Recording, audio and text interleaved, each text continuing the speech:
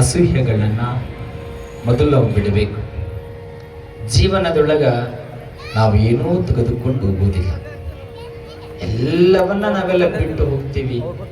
ಒಳ್ಳೆಯ ರೀತಿಯಿಂದ ಜೀವನವನ್ನ ನಾವೆಲ್ಲ ಕಟ್ಟಿಕೊಳ್ಳಬೇಕು. ಸಂಸ್ಕೃತ ಸುಭಾಷಿತಕಾರರು ಹೇಳ್ತಾರೆ, ಎಷ್ಟು ಚಂದ ಹೇಳ್ತಾರೆ, ಪರೋಪಕಾರಾಯ ಫಲಂತಿ ವೃಕ್ಷಾಃ, ಪರೋಪಕಾರಾಯ ವಹಂತಿ ನದ್ಯಃ, ಪರೋಪಕಾರಾಯ ದುಹಂತಿ ಗಾವಾಃ, ಪರೋಪಕಾರಾರ್ಥಂ ಇದಂ ಶರೀರಂ. ಅದ್ಭುತವಾಗಿರುವಂಥ ಮಾತನ್ನ ಸಂಸ್ಕೃತ ಸುಭಾಷಿತಕಾರರು ಬರೀತಾರೆ. ಮರ ತನಗಾಗಿ ಹಣ್ಣುಗಳನ್ನು ಬಿಡುವುದಿಲ್ಲ. ತನಗಾಗಿ ಬಿಡುತ್ತದೆ ಮರ, ಇನ್ನೊಬ್ಬರಿಗಾಗಿ ಸಿಹಿಯಾದ ಹಣ್ಣುಗಳನ್ನು ಕೊಡುತ್ತದೆ. ಒಂದಿಷ್ಟು ಮರಕ್ಕೆ ಒಂದು ನಾಲ್ಕೇಟು ಹೊಡೆದ್ರೆ ಏನು ಕೊಡುತ್ತದೆ ಮರ? ಸಿಹಿಯಾದ ಹಣ್ಣು ನಮಗೆ ಕೊಡುತ್ತದೆ. ಅಪ್ಪಿತಪ್ಪಿ ನಿಮ್ಮಗಳಿಗೆ ಯಾರಾದ್ರೂ ಒಂದಿಷ್ಟು ಸಿಟ್ಟಿನ ಬರದ ಮಾತನ್ನ ಅಂದ್ರೆ ಆ ಮಾತಿನ ವಿಚಾರವನ್ನ ಮಾಡದೆ ಮರಳುತ್ತರವಾಗಿ ಏನೋ ಒಂದು ಮಾತುಗಳನ್ನಾಡಿ ನಾವೆಲ್ಲ ಸಂಕಟಕ್ಕೆ ಈಡಾಗಿ ತೊಂದರೆಗೆ ಈಡಾಗ್ತೀವಿ. ಸೂಕ್ಷ್ಮವಾಗಿ ಮಾತುಗಳನ್ನ ಗಹನವಾಗಿರುವಂತ ವಿಚಾರವನ್ನ ಮಾಡಿ ಮಾತನಾಡಬೇಕು. ಕೇವಲ ಒಂದು ಮರ ಕಲ್ಲು ಒಗೆದ್ರೆ ಸಿಹಿಯಾದ ಹಣ್ಣನ್ನ ಕೊಟ್ಟಿತ್ತು, ಭಗವಂತ 100 ವರ್ಷ ಆಯುಷ್ಯವನ್ನ ಕೊಟ್ಟಾನ. ನಾವೇನು ಕೊಡ್ಲಕ್ಕತ್ತೀವಿ? ಆ ಭಗವಂತನಿಗೆ ನಾವೇನು ಕೊಡ್ಲಕ್ಕತ್ತೀವಿ? ಒಳ್ಳೆಯ ರೀತಿಯಿಂದ ಇರಬೇಕಲ್ಲ. ಒಬ್ಬ ಮನುಷ್ಯ ಈಗ ಆಸ್ಪತ್ರೆಗೆ ಅಡ್ಮಿಟ್ ಆಗಿದ್ದ. ಆಸ್ಪತ್ರೆಗೆ ಅಡ್ಮಿಟ್ ಆಗಿದ್ದ 1 ವಾರ ಕಾಲ ಆದ ಬಳಿಕ ರಿಪೋರ್ಟ್ ಕೊಡ್ತಾನ ಡಾಕ್ಟರ್ ಟ್ರೀಟ್ಮೆಂಟ್ ಇಂದೆಲ್ಲ ಲಿಸ್ಟ್ ಕೊಟ್ಟ, ಅದ್ರೊಳಗೆ ಒಂದಿಷ್ಟು ದುಡ್ಡು ಆಗಿರುತ್ತ. ಅದನ್ನ ನೋಡಿ ಕಣ್ಣೀರ್ ಹಾಕ್ತಾನ ವಯಸ್ಸಾಗಿರುವಂತ ಮನುಷ್ಯ. ಬಹಳ ಕಣ್ಣೀರ್ ಹಾಕ್ಲಕ್ಕತ್ತಿದ ಡಾಕ್ಟರ್ ಅಂತಾನ, ಈ ಮನುಷ್ಯನ ಬಳಿ ದುಡ್ಡಿಲ್ಲ. ಈ ರಿಸಿಪ್ಟ್ ನೋಡಿ, ಇದು ಬಿಲ್ ಬಹಳ ಆಗ್ಯದ ಅಂತ ತಿಳ್ಕೊಂಡು ಕಣ್ಣೀರು ಹಾಕ್ಲಕತ್ಯಾನ ಅಂತ ತಿಳ್ಕೊಂಡು ಡಾಕ್ಟರ್ ಏನ್ ಮಾಡ್ತಾನ ಅಂತಂದ್ರೆ, ಬಿಲ್ ಬಹಳ ಆಗಿದ್ದಂಗ ನಿನಗೆ ಅನಿಸ್ಲಕತ್ತದ, ನಿನ್ನ ಒಂದಿಷ್ಟು ಬಿಲ್ ಕಡಿಮೆ ಕೊಡು, 2 ಲಕ್ಷ ಆಗ್ಯದಲ್ಲ 1 ಲಕ್ಷ ಕೊಡು ನೀ ಅಂತ ತಿಳ್ಕೊಂಡು ಡಾಕ್ಟರ್ ಹೇಳ್ತಾನ.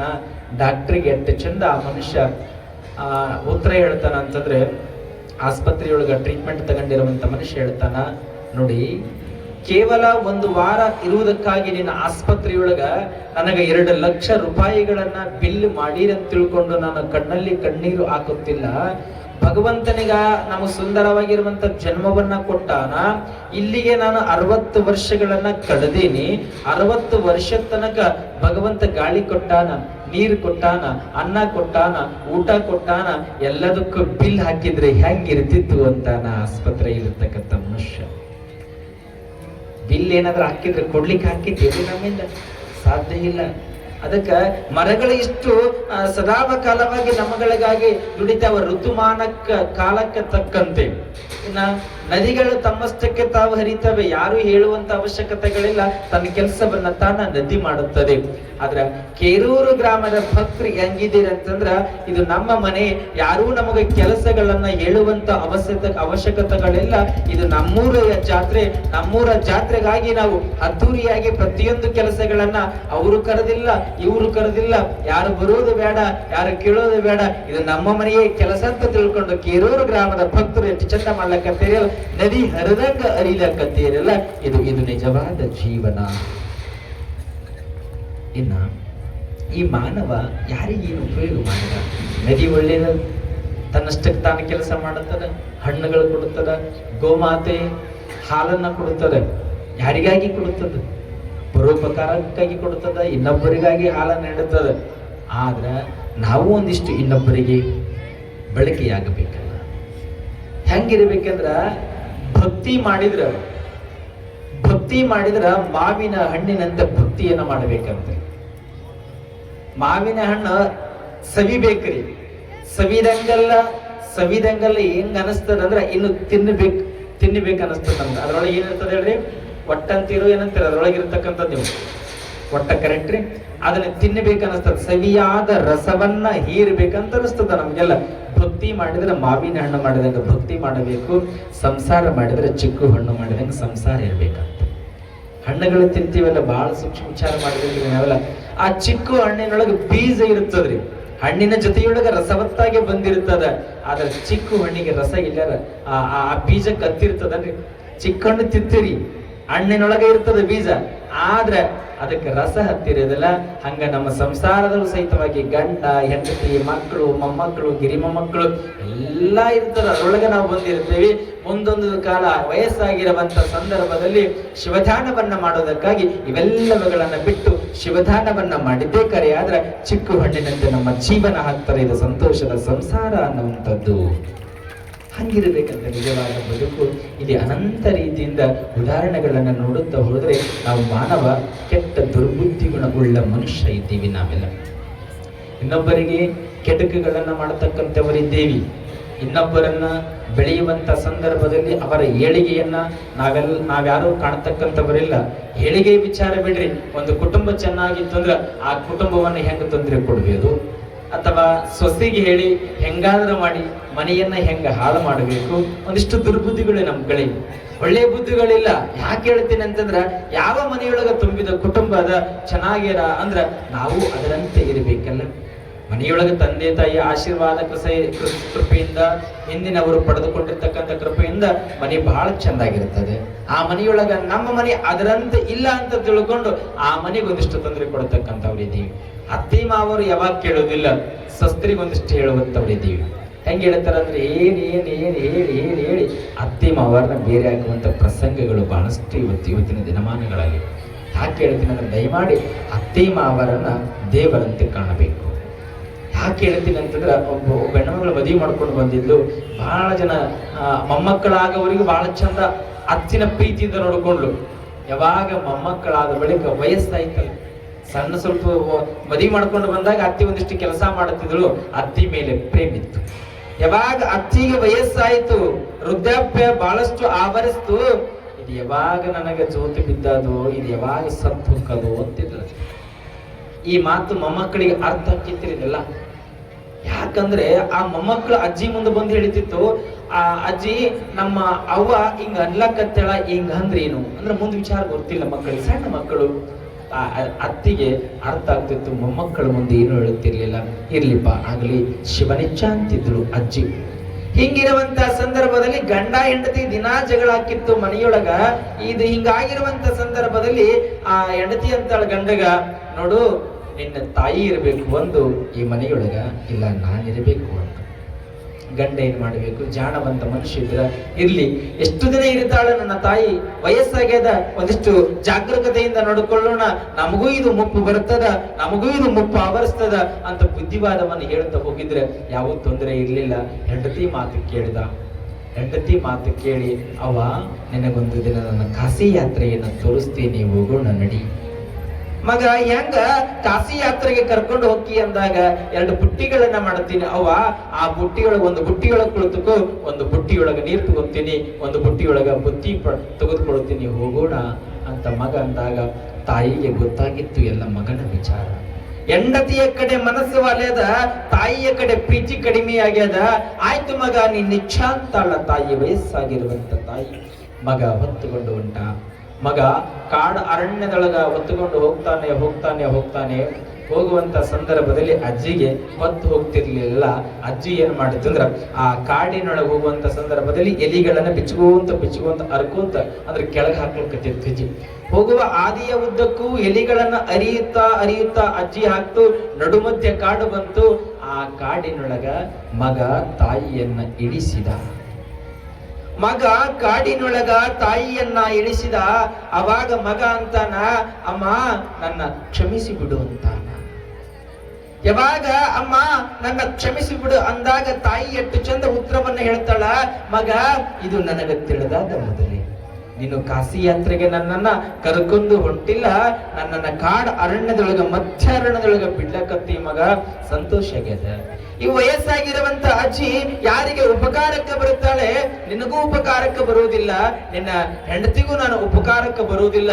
ಅದಕ್ಕ ನನ್ನನ್ನ ಇಲ್ಲಿ ಬಿಡ್ಲಕತ್ತಿಯಲ್ಲ, ಬಹಳ ಸಂತೋಷ ಆಗ್ಯದ ಮಗ. ನನಗೆ ಯಾಕೆ ಸಂತೋಷ ಆಗ್ಯದ ಅಂದ್ರ, ಮಗ ದಾರಿ ಉದ್ದಕ್ಕೂ ನಾನು ಎಲೆಗಳನ್ನ ಅರ್ಧಾಕೋತ್ತ ಬಂದೀನಿ ಮಗ, ನಿನಗೆ ಹಾದಿ ತಪ್ಪಬಾರದು. ಒಂದು, ನಾನು ಯಾರಿಗೂ ಉಪಕಾರ ಇಲ್ಲ, ನಡ ಮಧ್ಯ ಕಾಡ ಅರಣ್ಯದೊಳಗೆ ನನ್ನ ಬಿಡ್ಲಾಕತ್ತೀಯಲ್ಲ, ಹಸಿದು ಬಂದ ಪ್ರಾಣಿಗಳಿಗೆ ನಾನು ಆಹಾರವಾಗ್ತೀನಿ ಮಗ, ನೀನು ದಾರಿ ತಪ್ಪಿಸಿಕೊಳ್ಳಬೇಡ. ಎಲೆಯನ್ನ ಹೆಂಗ ಹರ್ಕೋತ್ತ ಬಂದೀನಿ ಅದೇ ಹಾದಿ ಹಿಡಿದು ಮನಿ ಮುಟ್ಟು ಮಗ ಅಂತ ಹೇಳ್ತಾಳ. ಎಂಥ ಮಾತಿರಬೇಕು. ತಾಯಿಯ ಉಪಕಾರ ಪರೋಪಕಾರಾಯ ಫಲಂತಿ ವೃಕ್ಷಾಃ.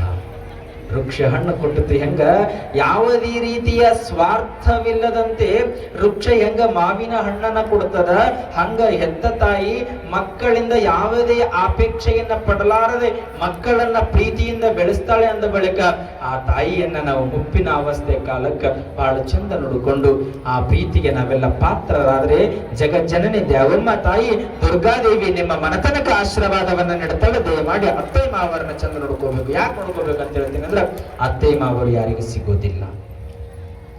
ಅತ್ತೆ ಮಾವರು ಯಾರಿಗೂ ಸಿಗೋದಿಲ್ಲ. ಯಾಕೆ ಸಿಗೋದಿಲ್ಲ ಅಂದ್ರೆ, ಪುಣ್ಯವಂತವರಿಗೆ ಮಾತ್ರ ಅತ್ತೆ ಮಾವರು ಸಿಗ್ತಾರೆ. ಪುಣ್ಯ ಇಲ್ಲಂದ್ರೆ ಅತ್ತೆ ಮಾವ ಸಿಗೋದಿಲ್ಲ. ಆ ಪುಣ್ಯ ಇದ್ದ ಅತ್ತೆ ಮಾವರು ಸಿಗ್ತಾರಂದ ಬಳಿಕ ಅವರ ಸೇವೆಯನ್ನ ಮಾಡಬೇಕು. ಅವರ ಪ್ರೀತಿಯ ಅಂಗಳದೊಳಗ ನಾವೆಲ್ಲ ಉಳಿದರೆ ಮಾತ್ರ ಬದುಕು ಬಾಳು ಬಂಗಾರ ಆಗ್ತದೆ ಅನ್ನುವಂಥ ಮಾತನ್ನು ಹೇಳುತ್ತಾ, ನಿನ್ನೆ ದಿನ ನೀವೆಲ್ಲ ಕಾರ್ಯಕ್ರಮ ಕೇಳಿರಿ. ಸ್ವಲ್ಪ ನಿನ್ನೆ ಹೇಳಿದ್ರೆ ನನಗೆ ಮುಂದೆ ಹೋಗ್ಲಿಕ್ಕೆ ಬಹಳ ಸಂತೋಷ.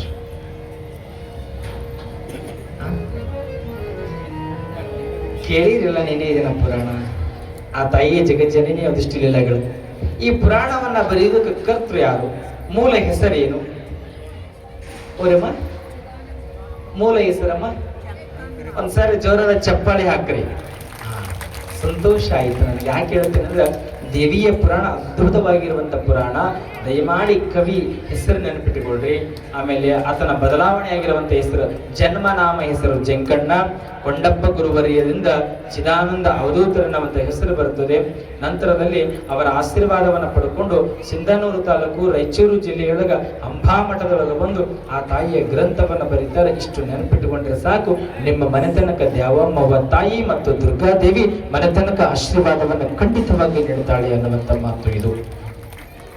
ಆ ತಾಯಿಯ ಎಷ್ಟು ಅನಂತ ಗುಣಗಾನಗಳನ್ನ ಲೀಲೆಗಳನ್ನ ಕೇಳುತ್ತಾ ಹೋದರೂ ಸಹಿತವಾಗಿ ನಮಗೆ ಕಡಿಮೆ ಇಲ್ಲ. ಅನಂತ ಅನಂತ ಅನಂತ ಲೀಲೆಗಳಿದ್ದಾವೆ. ಇಲ್ಲಿ ರಸಿಲೋಮ ಅಂತಕ್ಕಂಥ ಮತ್ತು ರುದಗ್ರ ಅಂತಕ್ಕಂಥ ರಾಕ್ಷಸರು ಹುಟ್ಟುತ್ತಾರೆ. ಯಾರು ಈ ಜಗದೊಳಗ ಹುಟ್ಟಲಾರದ ಒಳ್ಳೆಯವರು ಆಗಿಲ್ಲ, ಕೆಟ್ಟವರು ಆಗಿಲ್ಲ. ಇವರಿಗೆ ಹುಟ್ಟಿದ ತಕ್ಷಣದೊಳಗ ಕೆಟ್ಟವರಂತ ಹೇಳಲಿಕ್ಕಾಗೋದಿಲ್ಲ, ಒಳ್ಳೆಯವರಂತ ತಿಳ್ಕೊಂಡು ಹೇಳಲಿಕ್ಕಾಗೋದಿಲ್ಲ. ಇವರು ಮುಂದೆ ಬೆಳೆಯುತ್ತಾ ಬೆಳೆಯುತ್ತಾ ಬೆಳೆಯುತ್ತಾ ಒಳ್ಳೆಯವರು ಅಥವಾ ಕೆಟ್ಟವರು ಅನ್ನುವಂಥದ್ದು ನಿರ್ಧಾರ ಆಗ್ತದೆ. ಇಲ್ಲಿ ಪ್ರಾರಂಭದೊಳಗ ಯಾವುದೇ ರಾಕ್ಷಸರು ಕೆಟ್ಟವರಾಗಿಲ್ಲ. ಮುಂದೆ ಮುಂದೆ ಬೆಳೆಯುತ್ತಾ ಈ ಸೃಷ್ಟಿಯೊಳಗ ಉಳಿದುಕೊಂಡ ಬಳಿಕ ರಾಕ್ಷಸರು ದೈತ್ಯಾಕಾರವನ್ನ ತಾಳಿ ಕೆಟ್ಟವರಾಗ್ತಾರ. ಮುಂದೆ ಆ ತಾಯಿಯ ಜೊತೆಯೊಳಗ ಸಂಹಾರವಾಗ್ತಾರೆ ಅಂತಕ್ಕಂಥದ್ದು. ಇಲ್ಲಿ ರಸಿಲೋಮ ಅಂತಕ್ಕಂಥ ರಾಕ್ಷಸರು ಯಾವ ರೀತಿಯೊಳಗೆ ಹುಟ್ಟುತ್ತಾನಂತಂದ್ರ, ಕುಬೇರನ ಒಂದು ಶಕ್ತಿಯ ಅಂಶದಿಂದ ಇಲ್ಲಿ ರಸಿಲೋಮ ಹುಟ್ಟುತ್ತಾನ. ಆ ಕುಬೇರನ ಶಕ್ತಿ ಅಂದ್ರ ಆಸೆಯ ಗುಣಗಳಿಂದ ಹುಟ್ಟಿರ್ತಕ್ಕಂಥವನು ರಸಿಲೋಮ ಅಂತಕ್ಕಂಥವನು. ಇನ್ನ ರುದಗ್ರ ಅಂತಕ್ಕಂಥವನು ಅಗ್ನಿದೇವನ ಒಂದು ಶಕ್ತಿಯ ಅಂಶದಿಂದ ಹುಟ್ಟುತ್ತಾನ. ಯಾರು? ರುದಗ್ರ. ಅಗ್ನಿಯ ಒಂದು ಶಕ್ತಿಯ ಅಂಶ, ಒಂದು ಭಾಗ, ಅಗ್ನಿದೇವನ ಒಂದು ಅಂಶ ಭಾಗದಿಂದ ಹುಟ್ಟಿರ್ತಕ್ಕಂಥವನೇ ರುದಗ್ರ. ಆದ್ರೆ ಈ ಗುಂಪಿಗೆ ದೈತ್ಯಾಕಾರದ ಮನುಷ್ಯ ಇದ್ದಾನೆ. ಈ ಗುಂಪಿಗೆ ದೈತ್ಯಾಕಾರದ ಮನುಷ್ಯ ಯಾರು ಅಂತಂದ್ರ ಮಹಿಷಾಸುರ ಅಂತಕ್ಕಂಥವನು. ಅವನು ಸಹಿತವಾಗಿ ಪ್ರಾರಂಭದಾಗ ಕೆಟ್ಟವನಲ್ಲ. ಈ ಮಹಿಷಾಸುರ ಅಂತಕ್ಕಂಥವನು ಹ್ಯಾಗ ಹುಟ್ಟಿದ ಅಂತಕ್ಕಂಥದ್ದು ಬೇಕಲ್ಲ ನಮಗ. ರಸಿಲೋಮ, ರುದಗ್ರ, ಚಿಕ್ಸುರ ಇವರೆಲ್ಲ ಯಾರು ಅಂತಂದ್ರ ಮಹಿಷಾಸುರನ ಸೈನ್ಯ ಬಳಗ. ಇಲ್ಲಿ ಹೆಡ್ ಅಂತೀವಲ್ಲ, ಹಂಗ ಮಹಿಷಾಸುರ. ಇವನು ಮಹಿಷಾಸುರನ ಜನನ ಹೆಂಗಾಯ್ತು ಹೆಂಗಿಲ್ಲ ಅಂತ ಅನ್ನುವಂಥದ್ದು ಅಷ್ಟೇ ಇವತ್ತು ಮೆಲಕ್ ಹಾಕೊಂಡು ನಾವೆಲ್ಲ. ಯಾಕೆ ಹೇಳ್ತೀನಿ ಅಂತಂದ್ರ, ಮಹಿಷಾಸುರ ಹೆಂಗ್ ಹುಡ್ತಾನಂತಂದ್ರ ಬ್ರಹ್ಮನ ಮೊಮ್ಮಗ ಹಿರಣ್ಯಕಶ್ಯಪ. ಬ್ರಹ್ಮನ ಮೊಮ್ಮಗ ಹಿರಣ್ಯಕಶ್ಯಪ. ಆ ಹಿರಣ್ಯಕಶ್ಯಪನಿಗೆ 3 ಜನ ಹೆಂಡ್ರು. ಆ 3 ಜನ ಹೆಂಡತಿಯರು, ಮೊದಲನೇ ಹೆಂಡತಿ ದಿತಿ, ಎರಡನೇ ಹೆಂಡತಿ ಅದಿತಿ, ಮೂರನೇ ಹೆಂಡತಿ ಧನು. ಅರ್ಥ ಐತ್ರಿ? ಹಿರಣ್ಯಕಶ್ಯಪ ಯಾರ ಮಗರಿ? ಬ್ರಹ್ಮನ ಮೊಮ್ಮಗರಿ, ಮಗ ಅಲ್ರಿ, ಬ್ರಹ್ಮನ ಮೊಮ್ಮಗ. ನೆನಪಿಟ್ಟುಕೊಳ್ರಿ, ಮಹಿಷಾಸುರ ಮೂಲತಃ ಹುಟ್ಟೋದಕ್ಕೆ ಕಾರಣ ಹೇಳಕತ್ತೀನಿ ನಾನು, ಬಹಳ ಜಾಗೃತ ಕೇಳ್ರಿ. ಬ್ರಹ್ಮನ ಮೊಮ್ಮಗ ಹಿರಣ್ಯಕಶ್ಯಪ, 3 ಜನ ಹೆಂಡ್ರು, ತಿಥಿ, ಅದಿತಿ, ಧನು. ಧನುವಿನ ಮಗನೇ ರಂಭ. ಆ ರಂಭ ಒಂದು ಸಾರಿ ಕಾಡು ಅರಣ್ಯದೊಳಗ ಸಂಚಾರವನ್ನ ಮಾಡುತ್ತ ಬೇಟೆಗಾಗಿ ಹೊರಟಿರ್ತಾನೆ. ಕಾಡ ಅರಣ್ಯದೊಳಗ ಬೇಟೆಗಾಗಿ ಸಂಚಾರವನ್ನ ಮಾಡುವಂತ ಸಂದರ್ಭದಲ್ಲಿ ಮೇಧಾಸುರ ಅನ್ನುವಂಥ ಮಹಾನ್ ವ್ಯಕ್ತಿ, ಆ ಮೇಧಾಸುರ ಅನ್ನುವಂಥ ವ್ಯಕ್ತಿ ಇಡೀ ಜಗತ್ತಿಗೆ ಒಳ್ಳೆಯದಾಗಲಿ, ಇಡೀ ಜಗತ್ತಿಗೆ ಯಾರಿಗೂ ತೊಂದರೆ ಆಗದೇ ಇರಲಿ, ಇಡೀ ಜಗತ್ತಿನೊಳಗ ಎಲ್ಲ ಮಾನವ ಸಂಕುಲ ಚೆನ್ನಾಗಿರಲಿ, ಮಳೆ ಬೆಳೆ ಚೆನ್ನಾಗಿ ಆಗಲಿ, ಎಲ್ಲರೂ ಸುಖದಿಂದ ಇರಲಿ ಅಂತ ತಿಳ್ಕೊಂಡು ಮೇಧಾಸುರ ಏನು ವಿಚಾರವನ್ನ ಮಾಡ್ತಾನೆ ಅಂತಂದ್ರೆ, ಯಜ್ಞ ಯಾಗಾದಿಗಳನ್ನ, ಹೋಮ ಹವನಗಳನ್ನ ಮೇಧಾಸುರ ಮಾಡುತ್ತಿರುವಂತ ಸಂದರ್ಭ. ಇಡೀ ಜಗತ್ತಿಗೆ ಒಳ್ಳೆಯದಾಗಲಿ ಅಂತ ತಿಳ್ಕೊಂಡು, ನಾವು ಇಡೀ ಜಗತ್ತಿಗೆ ಒಳ್ಳೆಯದಾಗಲಿ ಅಂತ ತಿಳ್ಕೊಂಡು ಮಾಡ್ತೀವನ್ರಿ. ಸ್ವಾರ್ಥಗಳವರು ನಾವೆಲ್ಲ, ನಿಸ್ವಾರ್ಥಗಳು ನಮಗಿಲ್ಲ. ಹೆಂಗಿದ್ದೀವಿ ಅಂತಂದ್ರೆ, ನಮ್ಮ ಮಗನಿಗೆ ನೌಕರಿ ಸಿಗಬೇಕು, ನಮ್ಮ ಮಗ ಭಾಳ ಚಲೋ ಇರಬೇಕು, ನಮ್ಮ ಮಗನಂಗೆ ಯಾರೋ ಚಲೋ ಒಂದಿಷ್ಟು ಪಗಾರ ಕಡಿಮೆ ಇರಬೇಕು, ನನ್ನ ಮಗನಿಗೆ ಹೆಚ್ಚಿರಬೇಕು, ನನ್ನ ಮಗ ಹೇಳಿದ ಮಾತೇ ಜನ ಕೇಳಬೇಕು ಅನ್ನುವಂಥ ಜೀವನ ಅಲ್ಲ. ಎಲ್ಲರ ಮಕ್ಕಳು ಚೆನ್ನಾಗಿರಲಿ, ಎಲ್ಲರೂ ಚೆನ್ನಾಗಿ ಓಡಾಡಲಿ, ಅವರು ತನ್ನದೇ ಆಗಿರುವಂಥ ಸ್ಥಿತಿಗತಿಗಳು ಆರ್ಥಿಕವಾಗಿ ಚೆನ್ನಾಗಿರ್ಲಿ ಅಂತ ತಿಳ್ಕೊಂಡು ಯಾರು ಪೂಜೆ ಮಾಡಿಸ್ತಾರೆ ಕೈ ಎತ್ತು ನೋಡೋಣ. ಹೆಂಗಿರ್ತೀವಿ ಅಂದ್ರೆ ಬಂಧು ಬಳಗದೊಳಗೆ ಬಹಳ ಸಮಸ್ಯೆ, ಅಥವಾ ಬಾಜು ಮನೆಯವ್ರು ಇರಬೇಕು. ಹೆಂಗೆ ಸಂಕಟ ಇರ್ತದೆ ಅಂದ್ರೆ, ಪಕ್ಕದ ಮನೆಯವ್ರು ಬಿಟ್ರೆ ಭಾಳ ಚಲೋ ಇದ್ರಂದ್ರೆ ಪಕ್ಕದ ಮನೆಯವ್ರಿಗೆ ಭಾಳ ಸಂಕಟ ಇರ್ತದ್ರಿ. ಇವ್ರು ಹೆಂಗೆ ಚಲೋ ದುಡಿತಾರ, ನಾವು ಹೆಂಗಿರ್ಬೇಕು, ಇವ್ರಟ್ಟ ಚಲೋ ಅದಾರ, ಇವ್ರಟ್ಟ ಚಲೋ ಟಾರ್ಚ್ ಬಟ್ಟೆ ಹಾಕೋತಾರ. ಹಿಂಗ ನಿಮ್ದು ಈ ಒಂದಿಷ್ಟು ಜನ ಇರ್ತಾರೆ. ಊರಿಗೆ 4 ಗುಂಪುಗಳು ಇರ್ತಾವ್ರಿ, ಕೇರೂರೊಳಗೆ ಅಂತ ಗುಂಪುಗಳಿಲ್ಲ.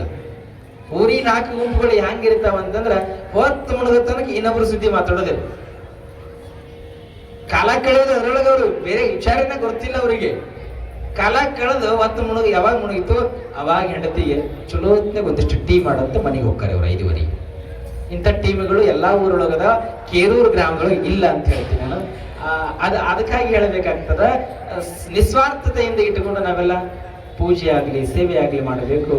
ಹಿಂಗ ಮೇಧಾಸುರ ಏನು ಮಾಡತ್ತಾನಂದ್ರ, ಇಡೀ ಜಗತ್ತಿಗೆ ಒಳ್ಳೆಯದಾಗಲಿ ಅಂತ ಯಜ್ಞ ಯಾಗಾದಿಗಳನ್ನ ಮಾಡುವಂತ ಸಂದರ್ಭದೊಳಗ ಮೇಧಾಸುರನ ಮಗಳು ಮಹಿಷೆ, ಮೇಧಾಸುರನ ಮಗಳಾಗಿರುವಂತ ಮಹಿಷೆಗೆ ಹೇಳ್ತಾನ, ಯಾರು ನಮ್ಮ ಮೇಧಾಸುರ ಹೇಳ್ತಾನ ಮಹಿಷೆಗೆ, ಮಗಳ ಒಂದು ತುಂಬಿದ ಬಿಂದಿಗೆಯನ್ನ ಪೂಜೆಗಾಗಿ ತೆಗೆದುಕೊಂಡು ಬಾ ಅಂದಾಗ ಮಗಳು ತಂದೆಯ ಮಾತನ್ನ ಕೇಳ್ತಾಳೆ. ಕಾಡಿನೊಳಗ ತಂದೆಯ ಮಾತನ್ನ ಕೇಳಿ ಕಾಡಿನೊಳಗ ಮಗಳು ನೀರು ತರುವುದಕ್ಕೆ ಹೋಗ್ತಾಳ. ಆ ಮಗಳು ಕಾಡಿನೊಳಗ ನೀರು ತರುವುದಕ್ಕೆ ಹೋಗ್ತಾಳ. ನೀರು ತುಂಬಿಕೊಂಡು ಬರುವಂತ ಸಂದರ್ಭದೊಳಗ ಈ ಮಹಿಷೆಯ ಮೇಲೆ ಕಣ್ಣು ಬೀಳುತ್ತದೆ. ಯಾರ ಕಣ್ಣು? ರಂಭನ ಕಣ್ಣು ಬೀಳುತ್ತದೆ. ಯಾವಾಗ ಮಹಿಷೆಯ ಮೇಲೆ ರಂಭನ ಕಣ್ಣು ಬಿತ್ತು, ಆ ಮಹಿಷೆಯನ್ನ ನಿಲ್ಲಿಸ್ತಾನೆ. ನೀನು ನನ್ನವಳಾಗಬೇಕು. ನೋಡ್ರಿ ಎಷ್ಟು ಕೆಟ್ಟದಿದು ಮನಸ್ಸು. ಜೀವ ಇದು ಹೆಂಗದ, ಶರೀರ ಇದ್ದು ಇಲ್ದಂಗೆ ಇರಬೇಕಂತ್ರಿ. ಎಲ್ಲ ಇದ್ದು ಇಲ್ಲದಂಗಿದ್ರೆ ಬಹಳ ಚಂದ. ಇದು ಕಾಮ ಅನ್ನುವಂಥದ್ದು ಬಹಳ ಕೆಟ್ಟ. ಇದು ಮಹಿಷೆ ಅಂತಾಳ, ನನ್ನ ತಂದೆ ಮೇಧಾಸುರ ಜಗತ್ತಿನ ಒಳಿತಿಗಾಗಿ ಪೂಜೆಯನ್ನ ಮಾಡ್ಲಕತ್ತಾನ, ನನಗ ತೊಂದರೆಯನ್ನ ಕೊಡಬೇಡ, ಮಡಿ ಉಡಿಯಿಂದ ಆಚಾರವಂತಳಾಗಿ ಕ್ರಿಯಾಶೀಲಳಾಗಿ ತುಂಬಿದ ಬಿಂದಿಗೆಯ ನೀರನ್ನ ಹೊತ್ತುಕೊಂಡು ಹೊರಟಿರುವೆ ಅಂತ ಮಹಿಷೆ ಪರಿಪರಿಯ ಮಾತುಗಳನ್ನು ಹೇಳುತ್ತಾಳೆ. ಆದರೆ ರಂಭ ಕೇಳುತ್ತಿಲ್ಲ. ಆಕೆಯ ರೂಪ ಲಾವಣ್ಯಕ್ಕೆ ಮಾರು ಹೋಗಿದ್ದಾನೆ ರಂಭ. ಕಾಮ ಅಂತಕ್ಕಂಥದ್ದು ಬಹಳ ಕೆಟ್ಟ. ಲಜ್ಜಿಗೆಟ್ಟ ಮನುಷ್ಯನಿಗೆ ನಾಚಿಗಿರುವುದಿಲ್ಲಂತೆ. ಲಜ್ಜಿಗೆಟ್ಟ ಮನುಷ್ಯರಿಗೆ ನಾಚಿಗಿರೋದಿಲ್ಲ. ಯಾವುದೇ ಒಂದು ಹೆಣ್ಣು ಮದುವೆಯಾಗಿತ್ತು ಅಂತಂದ್ರೆ ಯಾವುದೇ ಕಾರಣಕ್ಕೂ ನೋಡಬಾರದು. ಪರಿಚಯ ಇಲ್ಲ ಅಂತಂದ ಬಳಿಕ ಆ ಹೆಣ್ಣನ್ನ ಸಹಿತವಾಗಿ ಮಾತನಾಡಿಸಬಾರದು. ನಿಜವಾದ ಸನ್ಯಾಸತ್ವ ಹೆಂಗಿರ್ಬೇಕಂತಂದ್ರೆ, ಒಂದು ಸತ್ಯ ಘಟನೆ ಹೇಳ್ತೀನಿ ನಿಮಗ. ಸನ್ಯಾಸತ್ವ ಅಂತಕ್ಕಂಥದ್ದು ಬಹಳ ದೊಡ್ಡ. ನಮ್ಮಗಳಿಗೆ ನಿಮ್ಗಳಿಗೆ ಇರ್ಲಿಕ್ಕೆ ಸಾಧ್ಯವೇ ಇಲ್ಲ. ಗರ್ಗದ ಮಡಿವಾಳೇಶ್ವರರು ಅಜಾತ ನಾಗಲಿಂಗರನ್ನ ನೋಡಿ ನಾವು ಕಲಿಬೇಕು ನಿಜವಾದ ಸನ್ಯಾಸತ್ವವನ್ನು. ಹೆಂಗ ಕಲಿಬೇಕಂತಂದ್ರ, ಮಾತು ಕಠೋರದ ಯಾರು ಅನ್ಯತ ಭಾವಿಸಬೇಡ್ರಿ. ಕವಿಗಳು ಅಜಾತ ನಾಗಲಿಂಗರು, ಗರ್ಗದ ಮಡಿವಾಳೇಶ್ವರರು ಸಾಮಾನ್ಯರೇ. ನಿಜವಾಗಲೂ ಸ್ವಾಮಿಗಳು ಹೆಂಗಿರ್ಬೇಕು, ನಿಜವಾಗಲೂ ಸನ್ಯಾಸತ್ವ ಅಂತಕ್ಕಂಥದ್ದು ಹೆಂಗಿರ್ಬೇಕಂತ ಜಗತ್ತಿಗೆ ತೋರಿಸಿ ಕೊಟ್ಟಿರ್ತಕ್ಕಂಥವರು ಗರಗದ ಮಡಿವಾಳೇಶ್ವರರು, ಅಜಾತನಾಗಲಿಂಗರು. ಇಲ್ಲಿ ಕಾಶಿ ಕ್ಷೇತ್ರಕ್ಕೆ ಒಂದು ಸಾರಿ ಹೋಗಿರ್ತಾರೆ ಗರಗದ ಮಡಿವಾಳೇಶ್ವರರು, ಅಜಾತನಾಗಲಿಂಗರು. ಹೋಗಿರುವಂತಹ ಸಂದರ್ಭದಲ್ಲಿ ಜಂಗಮವಾಡಿಯ ಮಠದ ಗುರುಗಳು ಆ ಜಂಗಮವಾಡಿ ಮಠಕ್ಕ ಹೋಗಬೇಕಂತ ದಾರಿ ಕೇಳುವಂತ ಸಂದರ್ಭ ಗೊತ್ತಾಗ್ತದೆ. ಜಂಗಮವಾಡಿ ಗುರುಗಳಿಗೆ ದಿವ್ಯ ಅಂತರಾತ್ಮರನ್ನು ತಿಳಿದುಕೊಡುತ್ತಾರೆ. ಅಜಾತನಾಗಲಿಂಗರು ಮತ್ತು ಗರಗದ ಮಡಿವಾಳೇಶ್ವರರು ನಮ್ಮರ ಬಳಿ ಬರ್ಲಾಕತ್ತಾರ, ಇವರಿಗೆ ಒಂದು ಪವಾಡವನ್ನ ನಾವು ಮಾಡಬೇಕು, ಪವಾಡವನ್ನ ತೋರಿಸ್ಬೇಕಂತಾರ ಜಂಗಮವಾಡಿ ಗುರುಗಳು. ಹಿಂಗಂದಾಗ ಹತ್ರ ಬರುವಂತ ಸಂದರ್ಭ ಜಂಗಮವಾಡಿ ಮಠದ ಗುರುಗಳು ಅಜಾತನಾಗಲಿಂಗರನ್ನ ಗರಗದ ಮಡಿವಾಳೇಶ್ವರರನ್ನ ಕರ್ಕೊಂಡು ಬರೋದು ಕಳಿಸ್ತಾರ. ಈ ತಮ್ಮ ಸೇವಕರು ಇವರಿಬ್ಬರನ್ನ ಸಾಧುವರಿಯರನ್ನ ಕರ್ಕೊಂಡು ಹೋಗ್ತಾರ ಮಠಕ್ಕೆ. ಕರ್ಕೊಂಡು ಹೋಗಿರುವಂತ ಸಂದರ್ಭದಲ್ಲಿ ಬಹಳ ದೂರದಿಂದ ನಡೆದುಕೊಂಡು ಬಂದಿರುವರಿ, ನಿಮಗ ದಣಿವಾಗ್ಯದ, ಸ್ನಾನ ಮಾಡ್ರಿ ನೀವು. ಜಂಗಮವಾಡಿಯ ಗುರುಗಳು ಗರಗದ ಮಡಿವಾಳೇಶ್ವರರಿಗೆ ಅಜಾತನಾಗಲಿಂಗರಿಗೆ ಹೇಳಿದಾಗ ಗರಗದ ಮಡಿವಾಳೇಶ್ವರರಂತಾರ, ಮೊದಲು ನಾನು ಸ್ನಾನ ಮಾಡುತ್ತೇನೆ, ನಾನು ಮೊದಲು ಸ್ನಾನ ಮಾಡ್ತೀನಿ ಅನ್ನುವಂತ ಮಾತನ್ನ ನಾಗಲಿಂಗರಿಗೆ ಹೇಳಿದಾಗ ನಾಗಲಿಂಗರು ಅದ್ಭುತವಾಗಿರುವಂತ ಮಾತನ್ನ ಹೇಳ್ತಾರೆ. ನೋಡು ಮಡಿವಾಳ, ನಮ್ಮ ನಿಜವಾದ ಸನ್ಯಾಸತ್ವವನ್ನ ಪರೀಕ್ಷೆಯನ್ನ ಮಾಡ್ಲಕತ್ತಾರ ಜಂಗಮವಾಡಿ ಮಠದ ಗುರುಗಳು. ಬಹಳ ಎಚ್ಚರದಿಂದ ಇರಬೇಕು ನೀನು ಮಡಿವಾಳ ಅಂತಾರ ನಾಗಲಿಂಗರು. ಅವಾಗಂದಾಗ ಆಯ್ತು ಅಂತಾರ ನಾಗಲಿಂಗರು. ಮೊದಲು ಸ್ನಾನಕ್ಕೆ ಹೋಗ್ತಾರ. ಜಂಗಮವಾಡಿಯ ಗುರುಗಳು ಇವರನ್ನ ಪರೀಕ್ಷೆ ಮಾಡ್ಲಕತ್ತಾರ. 4 ಜನ ಸುಂದರವಾಗಿರುವಂತ ರೂಪವತಿ ಲಾವಣ್ಯವತಿಯರನ್ನ ಗರಗದ ಮಡಿವಾಳೇಶ್ವರರಿಗೆ ಸ್ನಾನ ಮಾಡಿಸುವಂತ ಕಳಿಸಿಕೊಡ್ತಾರೆ ಜಂಗಮವಾಡಿ ಮಠದ ಗುರುಗಳು. ಸ್ನಾನ ಮಾಡಿಸ್ತೀರಿ ಅಂದಾಗ ಎಣ್ಣೆಯನ್ನ ಮೈ ತುಂಬ ಲೇಪನವನ್ನ ಮಾಡಿ ತೈಲ ಸ್ನಾನವನ್ನ ಮಾಡಿಸುವಂತ ಸಂದರ್ಭದೊಳಗ ಇಲ್ಲಿ ಗರಗದ ಮಡಿವಾಳೇಶ್ವರರ ಮನಸ್ಸು ಚಂಚಲ ಆಯಿತು. 4 ಜನ ಹೆಣ್ಣು ಮಕ್ಕಳು ಸ್ನಾನ ಮಾಡಿಸುವಂತ ಸಂದರ್ಭ ಮನಸ್ಸು ಚಂಚಲ ಆಯಿತು. ಮನಸ್ಸು ಹಿಡಿತದೊಳಗಿಲ್ಲ, ದಾರಿ ತಪ್ಪಿ ಹೊಟ್ಟಿತು ಗರಗದ ಮಡಿವಾಳೇಶ್ವರರ ಮನಸ್ಸು. ಯಾವಾಗ ಮನಸ್ಸು ದಾರಿ ತಪ್ಪಿತು, ನಾಗಲಿಂಗರಂತಾರ, ಲೇ ಮಡಿವಾಳಿ, ಸಾಮಾನ್ಯವಾದ ಮಾತಲ್ಲ. ಅವಾಗ ಹೊಳಗೆ ಬರುತ್ತಾರ. ಆಗಿಂದಾಗಲೇ ನಾಗಲಿಂಗರ ಒಳಗೆ ಬಂದು ಒಂದು ಬಟ್ಟಲವನ್ನ ನೀವು ತೆಗೆದುಕೊಂಡು ಬನ್ನಿ ಅಂತ ತಿಳ್ಕೊಂಡು 4 ಜನ ಹೆಣ್ಮಕ್ಳನ್ನ ಹೊರಗೆ ಕಳಿಸ್ತಾರ. ಬಟ್ಟಲು ತೆಗೆದುಕೊಂಡು ಬರ್ತಾರ, ಮತ್ತೆ ಹೊರಗೆ ಕಳಿಸ್ತಾರ ಇವ್ 4 ಜನರನ್ನ. ಯಾವಾಗ ಇವ್ 4 ಜನರನ್ನ ಹೊರಗೆ ಕಳಿಸಿದಾಗ, ಮಡಿವಾಳಿ, ನಾನು ನಿನಗೆ ಏನ್ ಹೇಳಿರಲಿ? ಮೊದಲು ನಮ್ಮನ್ನ ನಿಜವಾದ ಸನ್ಯಾಸತ್ವವನ್ನ ಪರೀಕ್ಷೆಯನ್ನ ಮಾಡ್ಲಕತ್ತಾರ ಮಡಿವಾಳಿ, ಜ್ಞಾನ ಇರಬೇಕಾಗಿತ್ತು, ಯಾಕೆ ಎಚ್ಚರ ತಪ್ಪಿರುವೇನಿ ಅಂದಾಗ ಮಡಿವಾಳ ಅಂತಾನ, ಇಲ್ಲ, ನನ್ನ ಮನಸ್ಸು ಚಂಚಲಾಗ್ಯದ, ನನ್ನ ಮನಸ್ಸು ನನ್ನ ಹಿಡಿತದೊಳಗಿಲ್ಲ ಅಂದಾಗ ಒಂದು ಕಠೋರ ಮಾತು ನಾಗಲಿಂಗರ ಅಂತಾರ ಗರಗದ ಮಡಿವಾಳೇಶ್ವರನಿಗೆ, ನಿನ್ನ ಇಂದ್ರಿಯವನ್ನ ನೀನು ಸ್ಖಲನವನ್ನ ಮಾಡಿಕೊಂಡು ಯಾರಿಗೂ ಕಾಣದ ಹಾಗೆ ದೂರ ಇಡುವಂತ ಮಾತನ್ನ ನಾಗಲಿಂಗರು ಹೇಳ್ತಾರೆ. ಹೇಳಿದಾಗ ಅದೇ ಪ್ರಕಾರವಾಗಿ ಗರಗದ ಮಡಿವಾಳೇಶ್ವರರು ಮಾಡ್ತಾರೆ. ಮತ್ತೆ ತಾಯಂದ್ರ 4 ಜನ ರೂಪವತಿ ಲಾವಣ್ಯವತಿಯರಾಗಿರ್ತಕ್ಕಂಥವ್ರು ಮತ್ತೆ ಮರಳಿ ಸ್ನಾನ ಮಾಡಿಸ್ತಾರ.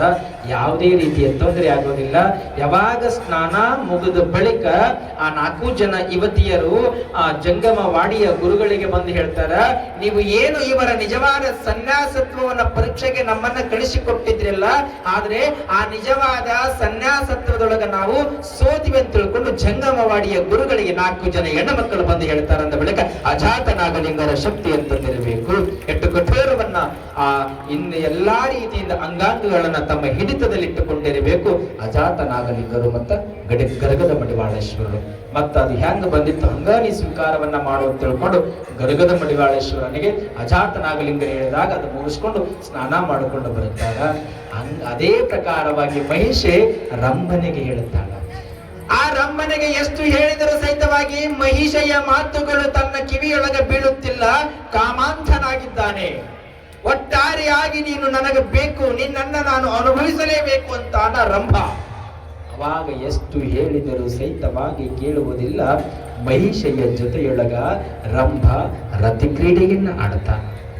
ಯಾವಾಗ ರಂಭ ರತಿಕ್ರೀಡೆಯನ್ನ ಆಡಿದಾಗ ಆ ತಾಯಿ ಮಹಿಷೆ ಕಣ್ಣಂಚಲ್ಲಿ ಕಣ್ಣೀರನ್ನ ಹಾಕುತ್ತ ದುಃಖವನ್ನ ಮಾಡುತ್ತ ಬಿಂದಿಗೆಯನ್ನ ಅಲ್ಲಿ ಹಾಕ್ತಾಳ, ಕೆಳಗೆ ತುಂಬಿದ ಬಿಂದಿಗೆ ನೀರು ಹಾಕಿ ಆ ಮಹಿಷೆ ಏನು ಮಾಡ್ತಾಳಂತಂದ್ರ, ಮೇಧಾಸುರನ ಮಗಳು ಮಹಿಷೆ ತಂದೆ ಯಜ್ಞ ಯಾಗಾದಿಯನ್ನ ಮಾಡುವಂತ ಸಂದರ್ಭದಲ್ಲಿ ಆ ಯಜ್ಞ ಕುಂಡದ ಮುಂದೆ ಮಹಿಷೆ ನಿಲ್ತಾಳ. ಮಹಿಷೆ ನಿಂತಾಗ ಮೇಧಾಸುರ ಕೇಳ್ತಾನ, ಮಗಳ ಪೂಜೆಗಾಗಿ ಒಂದು ಬಿಂದಿಗೆಯ ನೀರನ್ನ ತೆಗೆದುಕೊಂಡು ಬರಲಿಲ್ಲವೇ ಅಂದಾಗ ಕಣ್ಣಲ್ಲಿ ನೀರು ಬರುತ್ತದೆ. ಅಪ್ಪ ಅಂತ ಮಾತಾಡೋದಿಲ್ಲ, ಯಾವುದೇ ತಂದೆಗೆ ಮಾತುಗಳನ್ನಾಡದೆ ತಂದೆ ಮಾಡುವಂತ ಯಜ್ಞ ಕುಂಡದಲ್ಲಿ ಆ ಮಹಿಷೆ ಹಾರಿ ಬಿಡುತ್ತಾಳೆ. ಯಾವಾಗ ಹಾರಿದಾಗ ಆ ಯಜ್ಞ ಕುಂಡ ದಗದಗನೆ ಉರಿಯುತ್ತಿತ್ತು. ಅದರೊಳಗಿರುವಂತ ಉರಿಯ ಜ್ವಾಲದಲ್ಲಿ ಆ ರತಿ ಕ್ರೀಡೆಯನ್ನು ಆಡಿರುವಂತ ಗರ್ಭದೊಳಗ ಉಂಡಿ ಆಕಾರವಾಗಿ ಹೊರಗ ಸಿಡಿದು ಬೀಳುತ್ತದೆ. ಆತನೇ ಮಹಿಷಾಸುರನಾಗಿ ಜನ್ಮವನ್ನು ತಾಳುತ್ತಾನೆ. ಇಲ್ಲಿ ಆತ ಮಹಿಷಾಸುರನಾಗಿ ಜನ್ಮವನ್ನು ತಾಳಿದ ರಾಕ್ಷಸರ ಕುಲಕ್ಕೆ ಗುರು ಯಾರು? ಯಾವುದೇ ವಿಚಾರ ಇಲ್ಲಿ ಗುರು ಇಲ್ಲದೆ ಯಾರು ಇಲ್ಲ. ಗುರುವಿನ ಅನುಗ್ರಹ ಇತ್ತಂದ್ರೆ ಜಗದೊಳಗೆ ನಾವು ಬೇಕಾದ ಸಾಧನೆಯನ್ನ ಮಾಡ್ಲಿಕ್ಕೆ ಸಾಧ್ಯ. ಗುರುವಿನ ಕರುಣೆಯಿಂದ ಲಿಂಗವ ಕಂಡೆ, ಗುರುವಿನ ಕರುಣೆಯಿಂದ ಜಂಗಮವ ಕಂಡೆ, ಗುರುವಿನ ಕರುಣೆಯಿಂದ ಪಾದೋದಕವ ಕಂಡೆ, ಗುರುವಿನ ಕರುಣೆಯಿಂದ ಸಾಹಿತ್ಯ ಸಮ್ಮೇಳನ ಸಂಭಾಷಣೆಯಲ್ಲಿ ಬೆರೆಯಲು ಕಂಡೆ, ಗುರುವಿನ ಕರುಣೆಯಿಂದ ನನ್ನ ಕಂಡೆನಯ್ಯ ಶ್ರೀ ಗುರು ಚನ್ನ ಮಲ್ಲಿಕಾರ್ಜುನ ಅಂತ ಅಕ್ಕ ಮಹಾದೇವಿ ಬರೀತಾರೆ. ಅಕ್ಕ ಮಹಾದೇವಿಯ ಮಾತುಗಳನ್ನ ಕೇಳಿದ್ರೆ ಮೈ ರೋಮಾಂಚನವಾಗ್ತದೆ. ಅದ್ಭುತವಾಗಿರುವಂತ ವಚನಗಳಿದು. ಗುರುದೇವ ನಿನ್ನ ಆಶೀರ್ವಾದದಿಂದ ಲಿಂಗಯ್ಯನನ್ನ ಕಾಣ್ಲಿಕ್ಕೆ ಸಾಧ್ಯ ಆಯ್ತು. ಗುರುದೇವ ನಿನ್ನ ಆಶೀರ್ವಾದದಿಂದ ಪಾದೋದಕವನ್ನ ಕಾಣ್ಲಿಕ್ಕೆ ಸಾಧ್ಯ ಆಯ್ತು. ಗುರುದೇವ ನಿನ್ನ ಆಶೀರ್ವಾದದಿಂದ ಒಳ್ಳೊಳ್ಳೆಯ ಶರಣರು, ಸಂತ ಮಹಾತ್ಮರು ಸಾಹಿತ್ಯ ಸಮ್ಮೇಳನಗಳಲ್ಲಿ ಬೆರಲಿಕ್ಕೆ ಸಾಧ್ಯ ಆಯ್ತು. ನಾನು ಏನು ಅನ್ನುವುದು ನನ್ನ ಅರಿವು ತಿಳಿತು. ಇದು ಯಾರಿಂದ ಗುರುದೇವ? ನಿನ್ನ ಕರುಣೆಯಿಂದ ಅಂತಾಳ ಅಕ್ಕ ಮಹಾದೇವಿ. ಹಂಗ ಇಲ್ಲಿ ಯಾವಾಗ ಮಹಿಷಾಸುರನ ಪಿಂಡ ಹೊರಗೆ ಬಂತಲ್ಲ, ಮಹಿಷೆಯ ಗರ್ಭದಿಂದ ಪಿಂಡ ಹೊರಗೆ ಬಂದಾಗ ಶುಕ್ರಾಚಾರ್ಯರು ರಾಕ್ಷಸರ ಕುಲಕ್ಕೆ ಗುರುಗಳು. ಆ ಶುಕ್ರಾಚಾರ್ಯರ ಒಂದು ಮಾತನ್ನು ಹೇಳ್ತಾರೆ, ಕೋಣಾಕೃತಿಯನ್ನ ಮಾಡುತ್ತಾರೆ ಅವನಿಗೆ, ಮಹಿಷಾಸುರನಿಗೆ ಕೋಣಾಕೃತಿ. ನೋಡ್ರಿ, ಅಂಬಾಮಠದೊಳಗ ಫಸ್ಟಿಗೆ ದರ್ಶನ ಮಾಡುವಂತ ಸಂದರ್ಭದಲ್ಲಿ ಮಹಿಷಾಸುರ ಕತ್ತಿ ಹಿಡ್ಕೊಂಡು ಕೋಣದ ಮುಖ ಅದ ನೋಡಿರಿ ಅಂಬಾಮಠಕ್ಕೆ ಹೋಗಿರಿ ಸಿದ್ಧಾನಗರದಲ್ಲಿ ನೋಡಿರಿಲ್ಲ, ಆತನಿಗೆ ಕೋಣದ ಆಕೃತಿ. ಅದಕ್ಕೆ ಮಹಿಷೆ ಅಂದ್ರೆ ಹೆಣ್ಣು, ಮಹಿಷ ಅಂದ್ರೆ ಗಂಡು. ಮಹಿಷಾಸುರ ಕೋಣಾಕೃತಿಯ ಮುಖವನ್ನ ಮಹಿಷಾಸುರನಿಗೆ ಆ ಆಕೃತಿ ಕೊಡ್ತಾನೆ. ಯಾರು? ಶುಕ್ರಾಚಾರ್ಯರು. ಶುಕ್ರಾಚಾರ್ಯರು ಆಕೃತಿಯನ್ನ ಕೊಟ್ಟು ಮುಂದೆ ನೀನು ಬ್ರಹ್ಮದೇವನನ್ನ ಕುರಿತು ಅನಂತ ವರ್ಷಗಳ ಕಾಲ ತಪಸ್ಸನ್ನ ಮಾಡಬೇಕು ಅಂತ ತಿಳ್ಕೊಂಡು ಶುಕ್ರಾಚಾರ್ಯರು ಹೇಳ್ತಾರೆ. ಅದೇ ಪ್ರಕಾರವಾಗಿ ಮಹಿಷಾಸುರ ಮುಂದ ತಪಸ್ಸಿಗೆ ಕುಳಿತುಕೊಳ್ತಾನೆ. ತಪಸ್ಸನ್ನ ಆಚರಣೆಯನ್ನ ಮಾಡತಾನ. ಬಹಳ ವರ್ಷಗಳ ಕಾಲ ತಪಸ್ಸ ಆಚರಣೆ ಮಾಡಿದ ಬಳಿಕ ಇಲ್ಲಿ ಮಹಿಷಾಸುರ ಬ್ರಹ್ಮನನ್ನ ಒಲಿಸಿಕೊಳ್ತಾನೆ. ಯಾವಾಗ ಬ್ರಹ್ಮನನ್ನ ಒಲಿಸಿಕೊಂಡ ಆ ಬ್ರಹ್ಮದೇವ ಹೇಳ್ತಾನೆ, ಎಲ್ಲ ಮಹಿಷಾಸುರನೇ, ನಿನ್ನ ನಿಜವಾದ ಭಕ್ತಿಗೆ ನಾ ಮೆಚ್ಚುರುವೆ. ನಿನಗೆ ಯಾವ ವರ ಬೇಕು ಕೇಳು, ಬೇಡಿದ ವರವನ್ನ ಕೊಡುತ್ತೀನಿ ಅಂತ ಬ್ರಹ್ಮದೇವ ಇಲ್ಲಿ ಮಹಿಷಾಸುರನಿಗೆ ಹೇಳಿದಾಗ ಆ ಬ್ರಹ್ಮದೇವ ಹೇಳಿದಾಗ ಮಹಿಷಾಸುರ ಕೇಳ್ತಾನ, ಇಡೀ ಜಗತ್ತಿನೊಳಗ ನನಗ ಯಾರಿಂದಲೂ ಮರಣವು ಬರಕೂಡುದು. ಇಡೀ ಜಗತ್ತಿನೊಳಗ ಮಾನವರಿಂದ, ದಾನವರಿಂದ, ಪ್ರಾಣಿ ಪಕ್ಷಿಗಳಿಂದ, ಕ್ರಿಮಿ ಕೀಟಕಗಳಿಂದ ಯಾರಿಂದಲೂ ಸಹಿತವಾಗಿ ನನಗ ಮರಣ ಬರಕೂಡದು. ನಿಜವಾಗಲೂ ನನಗ ಮರಣ ಬರುವುದೇ ಇದ್ರ ಕೇವಲ ಒಂದು ಹೆಣ್ಣು ಅಬಲೆ, ಆ ಅಬಲೆಯಿಂದ ನನಗ ಮರಣ ಬರಬೇಕು ಎಂದು ಬೇಡ್ತಾನೆ. ಯಾರು? ಮಹಿಷಾಸುರ. ಯಾಕಿಂತವರ ಬೇಡ್ದ ಅಂತಂದ್ರೆ, ಮಹಿಷಾಸುರ ಒಂದು ಹೆಣ್ಣಿನ ಜೊತೆ ನಾನು ಯುದ್ಧಕ್ಕೆ ಹೋಗೋದಿಲ್ಲ, ಒಂದು ಹೆಣ್ಣನ್ನ ನಾನು ಕೆಣಕುವುದಿಲ್ಲ, ಒಂದು ಹೆಣ್ಣಿನ ಜೊತೆಯಲ್ಲಿ ಯಾವುದೇ ರೀತಿಯೊಳಗ ಆಡುವುದಿಲ್ಲ ಅಂದ ಬಳಿಕ ಒಂದು ಹೆಣ್ಣು ಹೇಗೆ ನನಗ ಮರಣವನ್ನ ತರುತ್ತಾಳೆ ಅಂತ ತಿಳ್ಕೊಂಡು ವಿಚಾರವನ್ನ ಮಾಡಿ ಇಂಥ ವರವನ್ನ ಬ್ರಹ್ಮನ ಬಳಿ ಬೇಡ್ತಾನೆ. ಬ್ರಹ್ಮನಿಗೆ ವರ ಕೊಡೋದು ಮಾತ್ರ ಗೊತ್ತಿರಿ, ಕಸ್ಕೊಳ್ಳೋದು ಗೊತ್ತಿಲ್ಲ. ವಿಷ್ಣುವಿಗೆ ವರ ಕೊಡೋದು ಗೊತ್ತದ. ಎಲ್ಲಿ ಏನ್ ತೊಂದರೆ ಮಾಡಿದ್ರೆ ಅದನ್ನ ದಂಡಿಸುವಂತ ಶಕ್ತಿ ವಿಷ್ಣುವಿನ ಬೆಳೆಯದ. ಬ್ರಹ್ಮದೇವ ಹಿಂಗೆ ಹೊರ ಕೊಟ್ಟ ಬಳಿಕ ಇಲ್ಲಿ ದೈತಾಕಾರವನ್ನ ತಾಳ್ತಾನೆ ಮಹಿಷಾಸುರ. ಯಾವಾಗ ಮಹಿಷಾಸುರ ಬ್ರಹ್ಮದೇವನಿಂದ ವರವನ್ನ ಪಡೆದುಕೊಂಡು ಬಂದ, ತನ್ನ ಶಕ್ತಿ ಸಾಮರ್ಥ್ಯದ ಬಲವನ್ನ ಎಷ್ಟಿದೆ ಎಂದು ನೋಡಬೇಕೆಂದು ಆ ದೇವಲೋಕದೊಳಗಿರುವಂತ ಎಲ್ಲ ಎಲ್ಲಾ ದೇವಾನುದೇವತೆಗಳಿಗೆ ಹೊಡೆಯೋದು ಬಡಿಯೋದು ಮಾಡಿಕೊಂಡು ತೊಂದರೆಯನ್ನ ಮಾಡುತ್ತಾ ದೇವಾನುದೇವತೆಗಳೆಲ್ಲರ ಶಕ್ತಿಯನ್ನ ತೆಗೆದುಕೊಂಡ ಮಹಿಷಾಸುರ. ಅವರ ಆಟಗಳು ದೇವಾನುದೇವತೆಗಳ ಶಕ್ತಿ ಏನೂ ನಡೀಲಾರದಂತೆ ತನ್ನ ಕೈವಶಕ್ಕೆ ಪಡೆದುಕೊಳ್ತಾನ ಇಲ್ಲಿ ಮಹಿಷಾಸುರ. ಈಗ ಪಡೆದುಕೊಂಡಾಗ ದೇವಾನುದೇವತೆಗಳಿಗೆ ಕಷ್ಟ ಬದಿಗೆ ಬಂತು. ಮೊದಲಿಗೆ ದೇವಲೋಕಕ್ಕೆ ಬರ್ತಾನ, ದೇವೇಂದ್ರನ ಬಳಿ ಬರ್ತಾನ, ಕುಬೇರನ ಬಳಿ ಬರ್ತಾನ, ಕುಬೇರನ ಬಳಿ ಬಂದು ಹೊಡಿತಾನ. ಆಮೇಲೆ ಅಗ್ನಿ ದೇವಲೋಕಕ್ಕೆ ಬರ್ತಾನ. ದೇವಾನುದೇವತೆಗಳು ಹೋಮ ಯಜ್ಞ ಯಾಗಾದಿಗಳನ್ನ ಮಾಡುವಂಥದ್ದು ಎಲ್ಲವನ್ನ ನಿಂದ್ರಿಸ್ತಾನೆ. ಎಲ್ಲ ದೇವಾನುದೇವತೆಗಳ ಶಕ್ತಿಯನ್ನು ಸಹಿತವಾಗಿ ತೆಗೆದುಕೊಳ್ತಾನೆ. ಹೀಗೆ ತೆಗೆದುಕೊಂಡ ಮುಂದ ಆ ಎಲ್ಲಾ ದೇವಾನುದೇವತೆಗಳಿಗೆ ಮೃತ್ಯು ಕಂಟಕನಾದ ಮಹಿಷಾಸುರ. ಯಾವಾಗ ದೇವಾನುದೇವತೆಗಳಿಗೆ ಮಹಿಷಾಸುರ ಮೃತ್ಯು ಕಂಟಕನಾದ, ಅವಾಗ ದೇವಾನುದೇವತೆಗಳ ಬಳಿ ಎಲ್ಲಾ ದೇವಾನುದೇವತೆಗಳು ಮತ್ತೆಲ್ಲಿ ಬರ್ತಾರೆ? ಬ್ರಹ್ಮನ ಬಳಿ ಬರುತ್ತಾರೆ.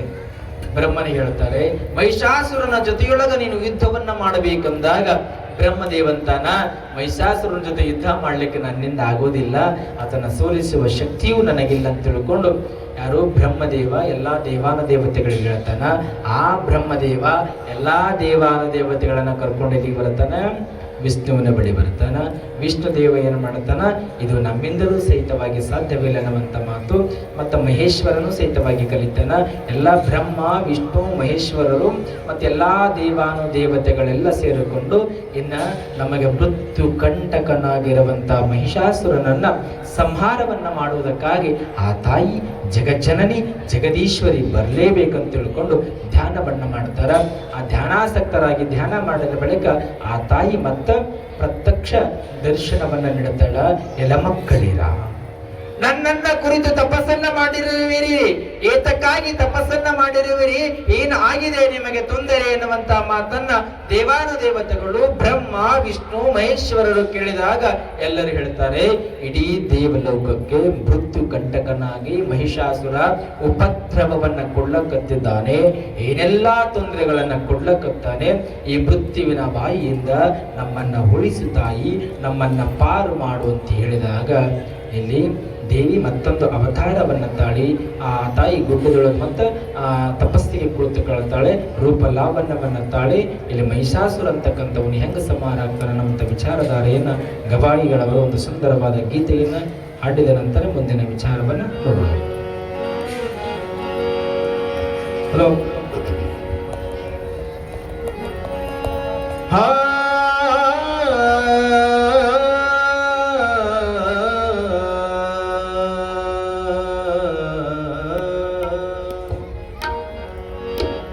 ಅನುಬಾರದೆ ನಂದನೆ ಅಂಬಾ ನಿನಗ, ಅನುಬಾರದೆ ನಂದನೆ ಶಾಂಭವಿ ನಿನಗ, ಅನುಬಾರದೆ ನಂದೆ ಅನುಚಿತವಾದ ಮಾತು ಅಸರುರ ಕೊಂದಂತ ಹೆಸರಾದ ನಿನಗ, ಅನುಬಾರದೆ ನಂದನೆ ಅಂಬಾ ನಿನಗ, ಅನುಬಾರದೆ ನಂದನೆ ಶಾಂಭವಿ ನಿನಗ, ಅನುಬಾರದೆ ನಂದನೆ ಅಂಬಾ ನಿನಗ, ಅನುಬಾರದೆ ನಂದನೆ ಅಂಬಾ ನಿನಗ, ಅನುಬಾರದೆ ನಾನೇ ಅನುಚಿತವಾದ ಮಾತು, ಅನುಬಾರದೆ ನಾನೇ ಅನುಚಿತವಾದ ಮಾತು ಅಸರುರ ಕೊಂದಂತ ಹೆಸರಾದ ನಿನಗ,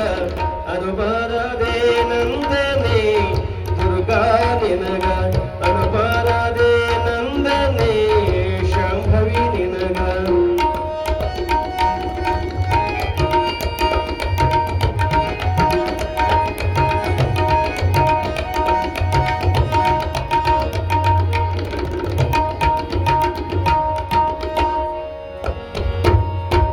ದುಷ್ಟರಿಗೆ ದುರ್ಗಿಯಾದೆ ಶ್ರೇಷ್ಠರಿಗೆ ನಿಜ ಪದವಿ, ದುಷ್ಟರಿಗೆ ದುರ್ಗಿಯಾದೆ ಶ್ರೇಷ್ಠರಿಗೆ ನಿಜ ಪದವಿ, ಅಷ್ಟ ಐಶ್ವರ್ಯ ಉಳ್ಳ ಅಷ್ಟ ಐಶ್ವರ್ಯ ಉಳ್ಳ ಸೃಷ್ಟಿಕರ್ತನ ಸತಿಯೇ ಸೀತಾದೇವಿ ಎಂಬೆನೆ, ಅಷ್ಟದಿ ಮಗನೇ ಶುರಬೇಡಿದವಳಂದನೆ ಅಂಬಾ ನಿನಗ, ಅನುಬಾರದೆ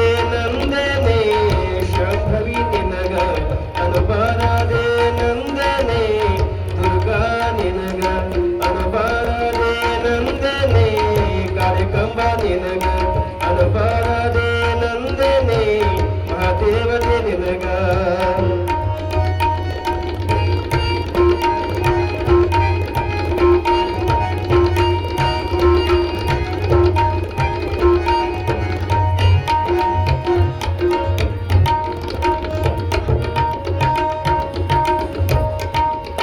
ಯುದ್ಧದೊಳಗ ಕಾಡ ಶಿತ್ತರೆ ಒಳನೀಗ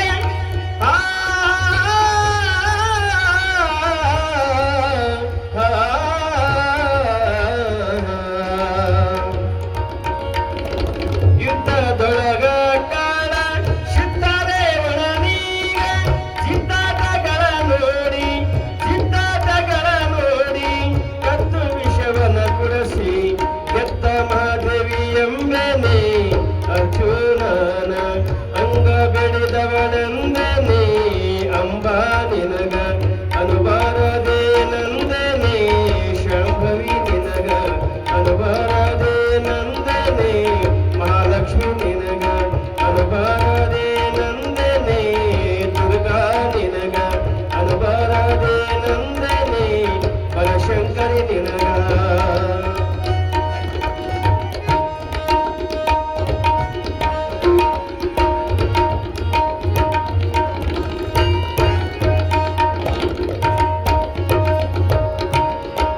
ಅಂಬುಷವಧನೀಯ ಸಾಂಬನ ಆಜ್ಞಾದಿ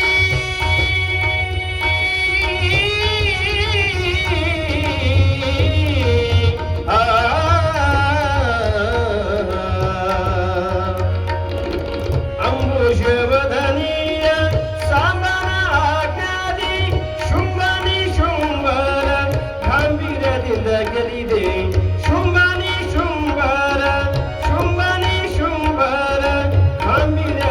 ಗೆಲ್ಲಿದೆ ಅಂಬ ನುಡಿದವಳೆಂದನೆ ಮೈಸಾಸುರನ ಮರ್ಧಿಸಿದವಳೆಂದನೆ ಅಂಬ ನಿನಗ ಅನುಬಾರದೆ ನಂದನೆ ಕಾಳಿಕಂಬ ನಿನಗ ಅನುಬಾರದೆ ನಂದನೆ ದುರ್ಗಾ ನಿನಗ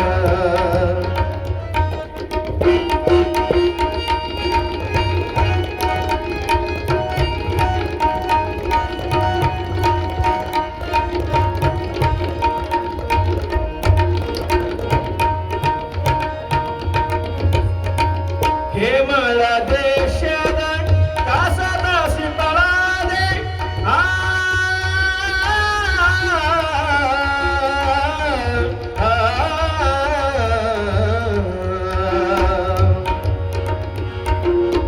ಹೇಮಳ ದೇಶದ ದಾಸದಾಸಿ ಪಳಾದೆ ತುತಮ ಸುದಿಂದ ತುಸಮ ಸುಸದಿಂದ ತುತಮ ಸುಸದಿಂದ ಅನುಬಾರದೆ ನಂದೆ ಶುದ್ಧ ಪಾಠಗಳೆಂದನೆ ಹಿಮಾಲಯದ ಕನ್ಯಕೆ ನೀನೆಂದನೆ ದುರ್ಗಾ ನಿನಗ ಅನುಬಾರದೆ ನಂದನೆ ಅಂಬಾ ನಿನಗ ಅನುಬಾರದೆ ನಂದನೆ ಶಂಭವಿ ನಿನಗ ಅನುಬಾರದೆ ನಂದನೆ ಮಹಾದೇವತೆ ನಿನಗ ಅನುಬಾರದೆ ನಂದನೆ ಕಾಳಿಕಂಬ ನಿನಗ ಅನುಬಾರದೆ ನಂದೆ ಅನುಚಿತವಾದ ಮಾತು ಅನುಬಾರದೆ ನಂದೆ ಅನುಚಿತವಾದ ಮಾತು ಅಸರುರ ಕೊಂದಂತ ಹೆಸರಾದ ನಿನಗ ಅನುಬಾರದೆ ನಂದನೆ ಅಂಬಾ ನಿನಗ ಅನುಬಾರದೆ ನಂದನೆ ಶಂಭವಿ ನಿನಗ ಅನುಬಾರದೆ ನಂದನೆ ಕಾಳಿಕಂಬ ನಿನಗ ಅನುಬಾರದೆ ನಂದನೆ ಬನಶಂಕರಿ ನಿನಗ ಇಲ್ಲಿ ಎಲ್ಲರೂ ಜ್ವರ ಹಿಂಗ ಮಹಿಷಾಸುರ ಹುಟ್ಟುತ್ತಾನ ನಂತರದೊಳಗ ರಸಿಲೋಮ ರುದಗ್ರ ಅಂತಕ್ಕಂಥವ್ರು. ರಸಿಲೋಮ ಅಂದ್ರೆ ಆಸೆಯ ಗುಣವುಳ್ಳವರು. ನಮ್ಮ ದೇಹದೊಳಗೂ ಸಹಿತವಾಗಿ ರಸಿಲೋಮ ಅಂತಕ್ಕಂಥ ರಾಕ್ಷಸದಲ್ಲಿ ಆ ರಾಕ್ಷಸನನ್ನ ತಾಯಿ ತನ್ನ ಖಡ್ಗಾಯುಧಗಳಿಂದ ಸಂಹಾರವನ್ನ ಮಾಡ್ತಾಳೆ. ರುದಗ್ರನ್ನು ಸಹಿತವಾಗಿ ಸಂಹಾರವನ್ನ ಮಾಡ್ತಾಳೆ. ರುದಗ್ರ ಅಂದ್ರೆ ಸಿಟ್ಟು. ನಮ್ಮ ದೇಹದೊಳಗೂ ಸಹಿತವಾಗಿ ಸಿಟ್ಟದು. ಆ ಸಿಟ್ಟನ್ನು ಅಳಿಬೇಕು. ಮೊದಲು ಹೆಂಗಂದ್ರ ಇಲ್ಲಿ ರಸಿಲೋಮ ಅಂತಂದ್ರ ಆಸೆಯ ಗುಣ ಉಳ್ಳವನ್ನೇ ರಸಿಲೋಮ. ನಮ್ಮ ಬಳಿಯಲ್ಲಿ ಸಹಿತವಾಗಿ ಆಸೆಯದ ಆಸೆಯ ಗುಣಗಳನ್ನ ಅಳೆದರೆ ಮಾತ್ರ ರಸಿಲೋಮನನ್ನ ಸಂಹಾರವನ್ನ ಮಾಡಿದಂಗೆ ಆಗ್ತದೆ. ಇಲ್ಲಿ ಆಸೆಯ ಗುಣ ಅನ್ನೋದಕ್ಕೆ ಒಂದು ಕಥೆ ಹೇಳ್ತೀನಿ, ಎರಡು ಕಥೆಗೆ, ರಸಿಲೋಮ ಮತ್ತು ಹೃದಯದ ಕಥೆಗಳು. ಸಿಟ್ಟು ಮತ್ತು ಆಸೆಯ ಗುಣಕ್ಕೆ ಹೆಂಗಿತ್ತು ಅಂತಂದ್ರೆ, ನಾವು ಚಲೋ ನೋಡಿ ಸುಂದರವಾಗಿ ಜೋಡಿಗಳನ್ನ ನೋಡಿ ಮದುವೆ ಮಾಡಿರ್ತೀವಿ. ನಾವೆಲ್ಲ ಕೆಂಪಗಾಗಿರ್ಬೇಕು, ಹುಡುಗ ಚಲೋ ಇರಬೇಕು, ಎಲ್ಲಾ ರೀತಿಯಿಂದ ನೋಡಿ ಚಲೋ ಮದುವೆ ಮಾಡಿರ್ತೀವಿ. ಮತ್ತೆ ಒಂದಿಷ್ಟು ಜೋಡಿಗಳು ಸರಿಯಾಗಿರೋದಿಲ್ಲ, ಅಕ್ಷತೆ ಕಾಳು ಹಾಕಕ್ ಹೋಗಿರ್ತೀವಿ ನಾವೆಲ್ಲ, ಸುಮ್ಮ ಅಕ್ಷತೆ ಹಾಕಿ ಮನೆಗೆ ಬರೋದಿಲ್ರಿ. ಯಪ್ಪ ಹುಡುಗಿ ಅಷ್ಟು ಚಲೋ ಅದ, ಹುಡುಗಿ ಚಲೋ ಇಲ್ಲ. ತಂದೆ ತಾಯಿ ಹೆಸರಿಟ್ಟಿರೋದಿಲ್ರಿ, ಅವ್ರಿಗೆ ಮನಸ್ಸು ಒಪ್ಪ್ಯದ, ಅವ್ರಷ್ಟಕ್ಕೆ ಅವ್ರು ಮದುವೆ ಮಾಡ್ಕೊಂಡಾರ, ಅವ್ರ ಮನೆ ವಿಚಾರ ಇದೆಲ್ಲ. ಇವ್ರು ಸುಮ್ಮ ಅಕ್ಷತೆ ಹಾಕಕ್ ಹೋಗಿರ್ತಾರಲ್ಲ, ಯವ್ವಾ ಹುಡುಗಿ ಅಷ್ಟು ಚಲೋ ಅದ, ಬಂಗಾರ ಆಗ್ಯದ ಅಂತ ಹುಡುಗ ಕರಗದ ಹುಡುಗಿ ಯಾಕೆ ಬೇಕ್ರಿ ಇದು? ತಾನು ಒಂದಿಷ್ಟು ಆಯಾರ ಬರೆಸಿ ಚಲೋ ಆಗ್ಲಿ ಅಂತ ತಿಳ್ಕೊಂಡು ಅಕ್ಷತೆ ಹಾಕಿ ಮನೆಗೆ ಬರ್ಬೇಕು. ಹಿಂಗಿರುತ್ತ ಜೋಡಿ. ಆದ್ರೆ ಒಂದು ಜೋಡಿ ಇತ್ತು, 6.5 ಫೂಟು ಹುಡುಗಿ ಇತ್ತು, 3 ಫೂಟು ಹುಡುಗ ಇತ್ತು, ಗಂಡ ಹೆಣ್ತಿರಿ. ಇವ್ರು ಇಡೀ ಊರೊಳಗೆ ಹೆಸರು ಹೆಂಗಾಗಿತ್ತು ಅಂದ್ರೆ, ಚಲೋ ಜೋಡಿಗಳಂತ ಮದುವೆ ಮಾಡ್ತಾರೆ, ಯಾವ ಚೆನ್ನಾಗಿರೋದಿಲ್ಲ. ಇವತ್ತಿನ ದಿನಮಾನ ನೋಡ್ಲಕತ್ತೀರಲ್ಲ, ಸಮಸ್ಯೆಗೆ ಈಡಾಗ್ಲಕತ್ತಾರ ಬಹಳ ಜನ. ಆದ್ರೆ ಇದು 6.5 ಫೂಟ್ ಹೆಂಡತಿ, 3 ಫೂಟ್ ಗಂಡ, ಒಂದಿನ ಜಗಳ ಆಡ್ತಿರ್ಲಿಲ್ಲ. ಇವ್ರಿಗೆ 8 ಜನ ಮಕ್ಕಳ್ರಿ, 4 ಜನ ಮಕ್ಕಳಿಗೆ, 4 ಜನ ಮಕ್ಕಳು ಇಡೀ ಊರಾಗ ಅಂತಿದ್ರು, ಇದ್ರ ಗಂಡ ಹೆಣ್ತಿದ್ರೆ ಹಿಂಗಿರಬೇಕು, ಜೋಡಿ ಮುಖ್ಯ ಅಲ್ಲ, ಇದು ಹೊಂದಾಣಿಕೆಯ ಜೀವನ ಮುಖ್ಯ ಅಂತ ಇಡೀ 3 ಜನ ಮಾತಾಡ್ತಿದ್ರು. ಆದ್ರ ಏನ್ 3 ಫೂಟ್ ಗಂಡ ಇದ್ದಲ್ಲ ಇವ, ಅವ್ ಏನ್ ಬೇಕು ಅಂತಂದ್ರೆ ಪ್ರತಿನಿತ್ಯ ಅವಾಗ ಹೆಸರು ಬೇಳೆ ಪಾಯಸ ಬೇಕ್ರಿ. ಅವ್ ಪ್ರತಿನಿತ್ಯ ಹೆಂಡತಿ ಏನಾದ್ರು ಹೆಸರು ಬೇಳೆ ಪಾಯಸ ಮಾಡ್ಲಾರ್ದ ಹೋದ್ರ ಅವ್ 3 ಫೂಟ್ ಗಂಡ ಹೆಂಡತಿ ಹೊಡಿತಿದ್ದವ ದಿನ ಹೊಡಿತಿದ್ದ. ಹೆಸರು ಬೇಳೆ ಪಾಯಸ ಮಾಡಿದ್ರೆ ಹೊಡಿತಿರ್ಲಿಲ್ರಿ, ಹೆಸರು ಬೇಳೆ ಪಾಯಸ ಮಾಡಿಲ್ಲ ಅಂದ್ರೆ ಹೊಡಿತಿದ್ದವ. ಹಿಂಗ ಹೊಡಿತಿದ್ದ. ಒಂದಿನೂ ಗಂಡಗ ಹೆಸರು ಬೇಳೆ ಪಾಯಸ ಮಾಡ್ಲಾರ್ದ ಹೊರಗೆ ಹೋಗಿದ್ದಿಲ್ಲ ನಮ್ಮ ಮಗಳು. ಆಸೆ ಅದ ಹೆಸರು ಬೇಳೆ ಪಾಯಸದ ಮ್ಯಾಗ ಗಂಡಗ ಆಸೆ. ಮದುವೆ ಮಾಡ್ಕೊಂಡ ಮತ ಹೇಳೇನವ, ನೋಡು ನನಗೆ ಹೆಸರು ಬೇಳೆ ಪಾಯಸ ಪ್ರತಿನಿತ್ಯ ಬೇಕು. ಬೆಳಗ್ಗೆ ಎದ್ದ ತಕ್ಷಣ 7ವರೆಗೆಲ್ಲ ಹೆಸರು ಬೇಳೆ ಪಾಯಸ, ಮತ್ತ ರಾತ್ರಿ ಉಂಡು ಮಲಗಬೇಕಾದ್ರೆ ನನಗೆ ಹೆಸರು ಬೇಳೆ ಪಾಯಸ ಊಟ ಮಾಡಿಕೊಡ್ಬೇಕು, ಅಂದ್ರೆ ನಾ ಮದುವೆ ಹಾಕೇನೆ, ಇಲ್ಲಂದ್ರೆ ನಾನೇನ ಮದುವೆ ಆಗಲ್ಲ ಅಂತ ಕಂಡೀಷನ್ ಹಾಕೊಂಡು ಮದುವೆ ಆಗಿರ್ತಾನ. 3 ಫೂಟ್ ಹುಡುಗ, ಎಟ್ರಿ 6.5 ಫೂಟ್ ಹುಡುಗಿದು. ಇದು ಬಹಳ ಚಂದ ಜೀವನ ಸಾಗಿತ್ತು. ಈ ಒಂದು ದಿನ ಏನಾಗಿತ್ತು ಅಂದ್ರೆ, ಈ 4 ಮಕ್ಕಳಿದ್ದೆಲ್ಲ ತಾಯಿನ ಹೊತ್ತಿತ್ತೀರಿ. 4 ಮಕ್ಕಳು ಊರೊಳಗ ನಾಟಕ ನಡೆದಿತ್ರಿ. ಊರೊಳಗ ನಾಟಕ ನಡೆದಿರುವಂತ ಸಂದರ್ಭದಲ್ಲಿ ಏನಾಯ್ತು, ಎಲ್ಲಮ್ಮ ನಾಟಕ ನೋಡೋಕೆ ಬರ್ತೀಯೇನು? ಯವ್ವ ನಾನು ನಾಟಕ ನೋಡಕ್ ಬರ್ತೀನಿ ಅಂತ ಬೆಳಗ್ಗೆ ಎಲ್ಲ ಮಾತಾಡಿದ್ರು. ಒಪ್ಪಂದ ಆಯ್ತು. ಸಾಯಂಕಾಲ ನಾಟಕಕ್ಕೆ ಹೋಗ್ಬೇಕಲ್ಲ, ಇವ್ಗೆ ಹೆಸರು ಬೇಳೆ ಪಾಯಸ ಮಾಡ್ಬೇಕು ಆಸೆ ಅದ. ಹೆಸರು ಬೇಳೆ ಪಾಯಸ ಏನು ಮಾಡಿಟ್ಟಾಳ ಕರೆ, ನನ್ನ ಗಂಡಗ ಬೇಕಂತೇಳಿ. ತಂದೆಯ ಎತ್ತರ ಆಗಿದ್ವಲ್ಲ ಇವೆಲ್ಲ ಹುಡುಗರು. ನನ್ನ ಹೆಂಡತಿ ಇವತ್ತು ರಾತ್ರಿ ನನ್ನ ಬಿಟ್ಟು ನಾಟಕ ನೋಡಕ್ ಹೋಗ್ಕಳ, ಗಂಡಕ್ ಚಿತ್ತಿರಿ. ಅವ ಏನ್ ಮಾಡಿದ, ಹುಡುಗರನ್ನ ದೂರ ಹಾಕಿದ. ಇವನೊಟ್ಟೆ ಎತ್ತರ ಇದ್ದೀವಲ್ಲ ಆ ಜಗಕ್ಕೆ ಉಪ್ಪೂಸ್ ಮಕ್ಕೊಂಡ ಮಕ್ಕೋತಿರೋದು. 3 ಫೂಟ್ ಮಕ್ಕೊತ್ತು. 8:30 ಆಯ್ತು, ಕರೆಂಟ್ ಹೋಯ್ತು ಊರಾಗ, ಇಡೀ ಊರಿಗೆ ಕರೆಂಟ್ ಹೋಯ್ತು. ಇಲ್ಲಿ ಎಲ್ಲವ್ವ ನಾಟಕ ನೋಡಕ್ ಹೋಗೋಣ ಬಾ ಕರೆದ. ಯವ್ವ ಮೊಸರಿ ಇದಾವ ಒಂದಿಷ್ಟು ತೊಳೆದು, ನನ್ನ ಗಂಡಗ ಆಸೆ ಹೆಸರು ಬೇಳೆ ಪಾಯಸ ಅಂದ್ರ ಒಂದ್ ಸ್ವಲ್ಪ ಮಾಡಿಟ್ಟಿನಿ, ತೊಳೆದು ಬರ್ತೀನಿ, ನನ್ನ ಸಣ್ಣದೊಂದು ಮಗ ಅದ, ಮಗನ ಹೊತ್ಕೊಂಡು ಹೋಗ್ರಿ ಅಂದ್ರು. ಕತ್ತಲಾಗಿತ್ರಿ, ಮನ್ಯಾಗ ಹೋದ್ರು. 4 ಜನ ಹೆಣ್ಮಕ್ಳು ಕೂಸು ಹೊತ್ಕೊಂಡು ಹೊಂಟ್ರಿ. ಅದನ್ನ ಹೆಂಡತಿ ಸಿಗೋದಿಲ್ಲ ಅಂತ ಆ ಜಾಗಕ್ಕೆ ಈ ಕೂಸು ಮಲಿಗೆ ಅದ್ರಿ, ಇದ ಕೂಸು ಹೊತ್ಕೊಂಡು ಹೊಂಟ್ರ ಅವ್ರು. ಕೂಸು ಹೊತ್ಕೊಂಡು ಹೊಂಟ್ರು. ಇವ್ರು ಹೆಣ್ಮಕ್ಳು ಹಂಗ ಇರೋದಿಲ್ರಿ, ಇವ್ರು ಸುಮ್ಮ ಹೋಗ್ಬೇಕಿಲ್ರಿ. ಹೆಂಗ್ ವಿಚಾರ ಮಾಡ್ಲಾಕತ್ತಿದ್ರು ಅಂದ್ರೆ, ಕವೈಗಳು ಒಂದು ಹಾಡು ತೆಗಿರಿ.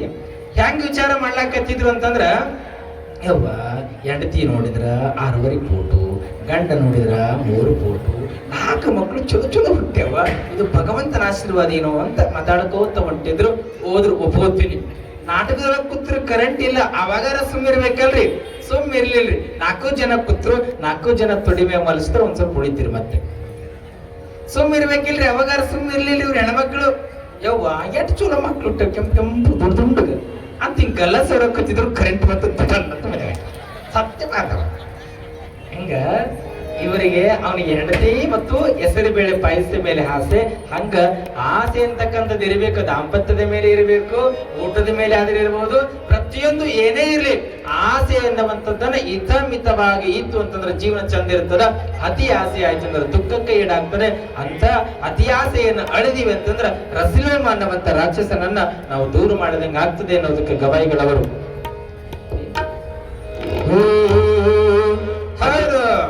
ಅಜ್ಜರ್ ಹೇಳ್ರಿ, ನಮ್ಮ ಹಾಡ್ನಾಗ 12 ಫೋಟ ಹೆಂಡತಿ 3 ಫೋಟ ಗಂಡ, ಗುಡುಗುಡು ಗಂಡ ಗೋಲಿಗುಂಡ ಆಗತ್ತೆ ಈ ಹಾಡು. ನಮ್ಮ ಮರದಾಗ ಒಬ್ಬರು ಅದಾರ, ಗುಡುಗುಡು ಗಂಡ ಗುಡುಗುಡು ಗಂಡ ಗೋಲಿ ಗುಂಡ ಇವನೇ ನೋಡು ನನ್ನ ಗಂಡ, ಗುಡುಗುಡು ಗಂಡ ಗೋಲಿ ಗುಂಡ ಇವನೇ ನೋಡು ನನ್ನ ಗಂಡ, ಮಗನಗೆ ತಗೊಂಡ ಹೊಂಟೆ ನಂದರ ಮಗನಗ ಕಣತನ ಕಟಾಣೆ ಗುಂಡ, ಮಗನಗೆ ತಗೊಂಡ ಹೊಂಟೆ ನಂದರ ಮಗನಗ ಕಣತನ ಕಟಾಣೆ ಗುಂಡ, ಗುಡುಗುಡು ಗಂಡ ಗುಡುಗುಡು ಗಂಡ ಗೋಲಿ ಗುಂಡ ಇವನೇ ನೋಡು ನನ್ನ ಗಂಡ.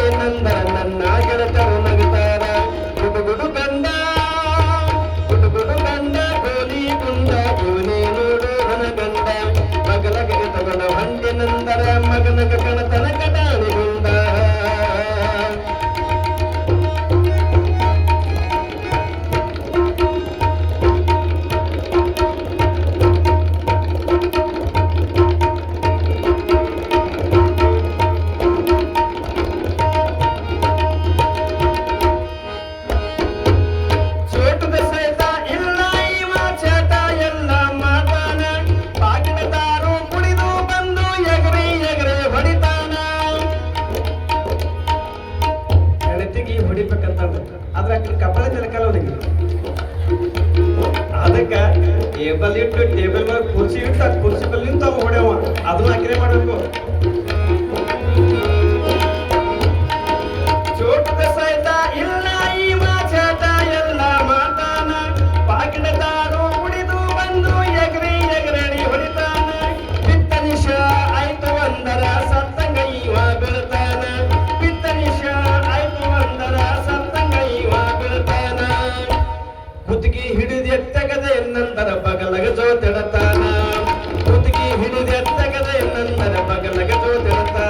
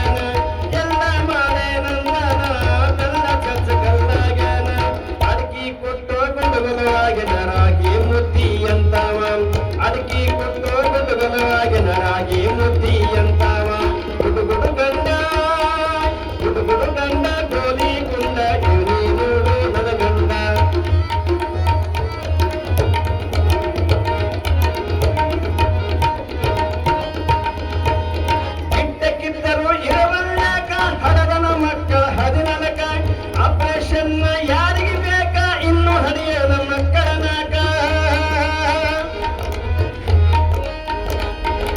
ಕಿತ್ತಕ್ಕಿದ್ದರು ಇರುವಲ್ಲಾಗ ಹರಿದನ ಮಕ್ಕಳ ಹದಿನನಗ ಅಪ್ರೇಷನ್ ಯಾರಿಗೆ ಬೇಕಾ ಇನ್ನು ಹರಿಯೋ ನಮ್ಮ ಮಕ್ಕಳನಾಗ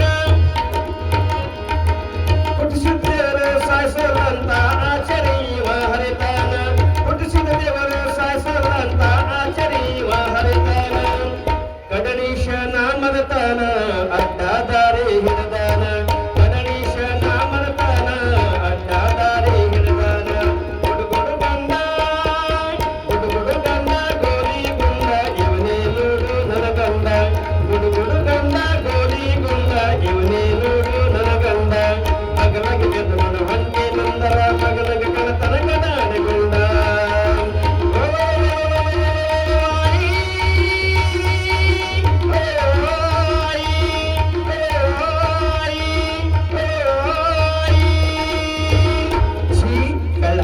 ಯಾಕೆ ಹೇಳ್ಬೇಕಂದ್ರ ಎತ್ತರ ಇರೋದು ಮುಖ್ಯ ಅಲ್ಲ, ಕೆಂಪ್ ಇರೋದು ಮುಖ್ಯ ಅಲ್ಲ, ಬೆಳಗಿರೋದು ಮುಖ್ಯ ಅಲ್ಲ. ಸಮಾಜದೊಳಗೆ ಎಲ್ಲರ ಜೊತೆ ಇದ್ದುಕೊಂಡು ಗಂಡ ಹೆಂಡತಿ ಸುಂದರವಾದ ಜೀವನವನ್ನ ಅನುಭವಿಸಿ ಭಗವಂತನೆಡೆಗೆ ಮುಕ್ತಿಯ ಪಾತ್ರವನ್ನ ಮುಟ್ಟುವುದಲ್ಲ, ಇದು ನಿಜವಾದ ಸಂಸಾರ ದಾಂಪತ್ಯ ಜೀವನ ಅನ್ನುವಂತ ಮಾತು 7 ಸ್ಥಳ ಕಡೆ ಸೊಂಟದಾಗ ಇಟ್ಕೊಂಡು ಎತ್ಕೊಂಡು ಹೋಗ್ಬೇಕಂತ ಆದ್ರೆ ನಾಚಿಗೆ ಬರ್ಲಕ್ಕಂತ ಇದು ಯಾವುದು ಅಲ್ಲ.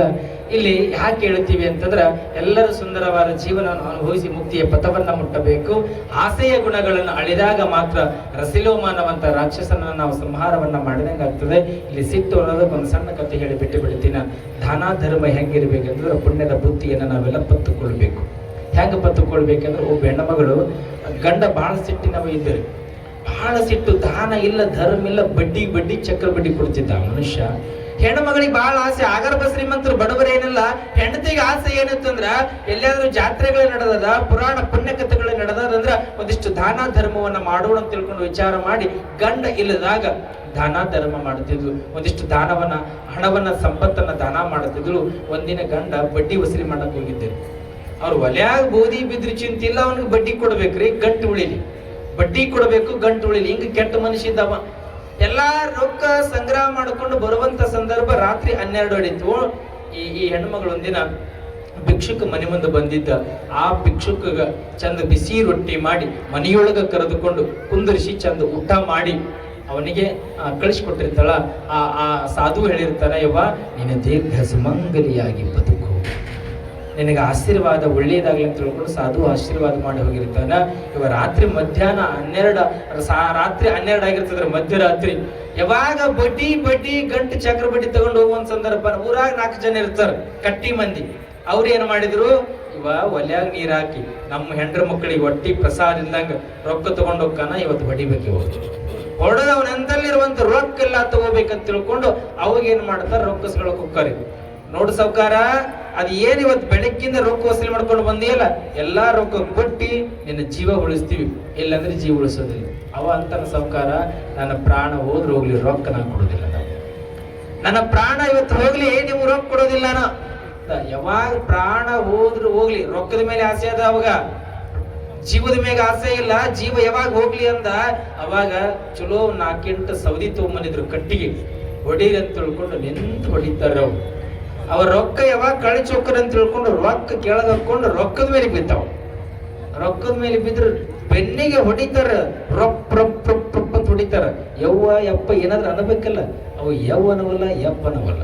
ಅವಾಗ ಇವ್ರಂದ್ರು, ಇವ ಸಾವುಕಾರ ಯವ್ವನವಲ್ಲ ಯಪ್ಪನವಲ್ಲ, ಇವ್ನಿ ದೇವ್ ಇವು ಬಿಡ್ಕೊಂಡಿರ್ಬೇಕು, ರೊಕ್ಕ ದೇವ ಹೋಗೋಣ ನಡ್ರು, ನಮಗೂ ಬಿಟ್ಟಿದ್ದ ತಿಳ್ಕೊಂಡು ಬಿಟ್ಟು ಹೋಗ್ಬಿಡ್ತಾರ. ಅವ್ರು ಬಿಟ್ಟು ನೋಡಿದ್ರು, ಅವಾಗ ಯಪ್ಪ ಬದುಕಿದೆ, ರೊಕ್ಕ ಹೊಡಿತು ಅಂತ ಎಟ್ಟ ಆಸೆ ನೋಡ್ರಿ ರೊಕ್ಕದ ಮ್ಯಾಗ. ಹೋಗ ಮನೆಗೆ ಬಂದ ಹೆಂಡತಿ ಹೇಳ್ತಾನ, ಇವತ್ತು ನನ್ನ ಪ್ರಾಣ ಹೋಗ್ಬೇಕಾಗಿತ್ತು, ಏನೋ ತೊಂದ್ರೆ ಇಲ್ದಂಗ ಮನೆಗೆ ಬಂದೆ ಅನ್ನುವಂತ ಸಂದರ್ಭ 4 ಜನ ನನ್ನ ಕೆಳಗೆ ಹಾಕಿ ಹೊಡಿಲಕತ್ತಾರ.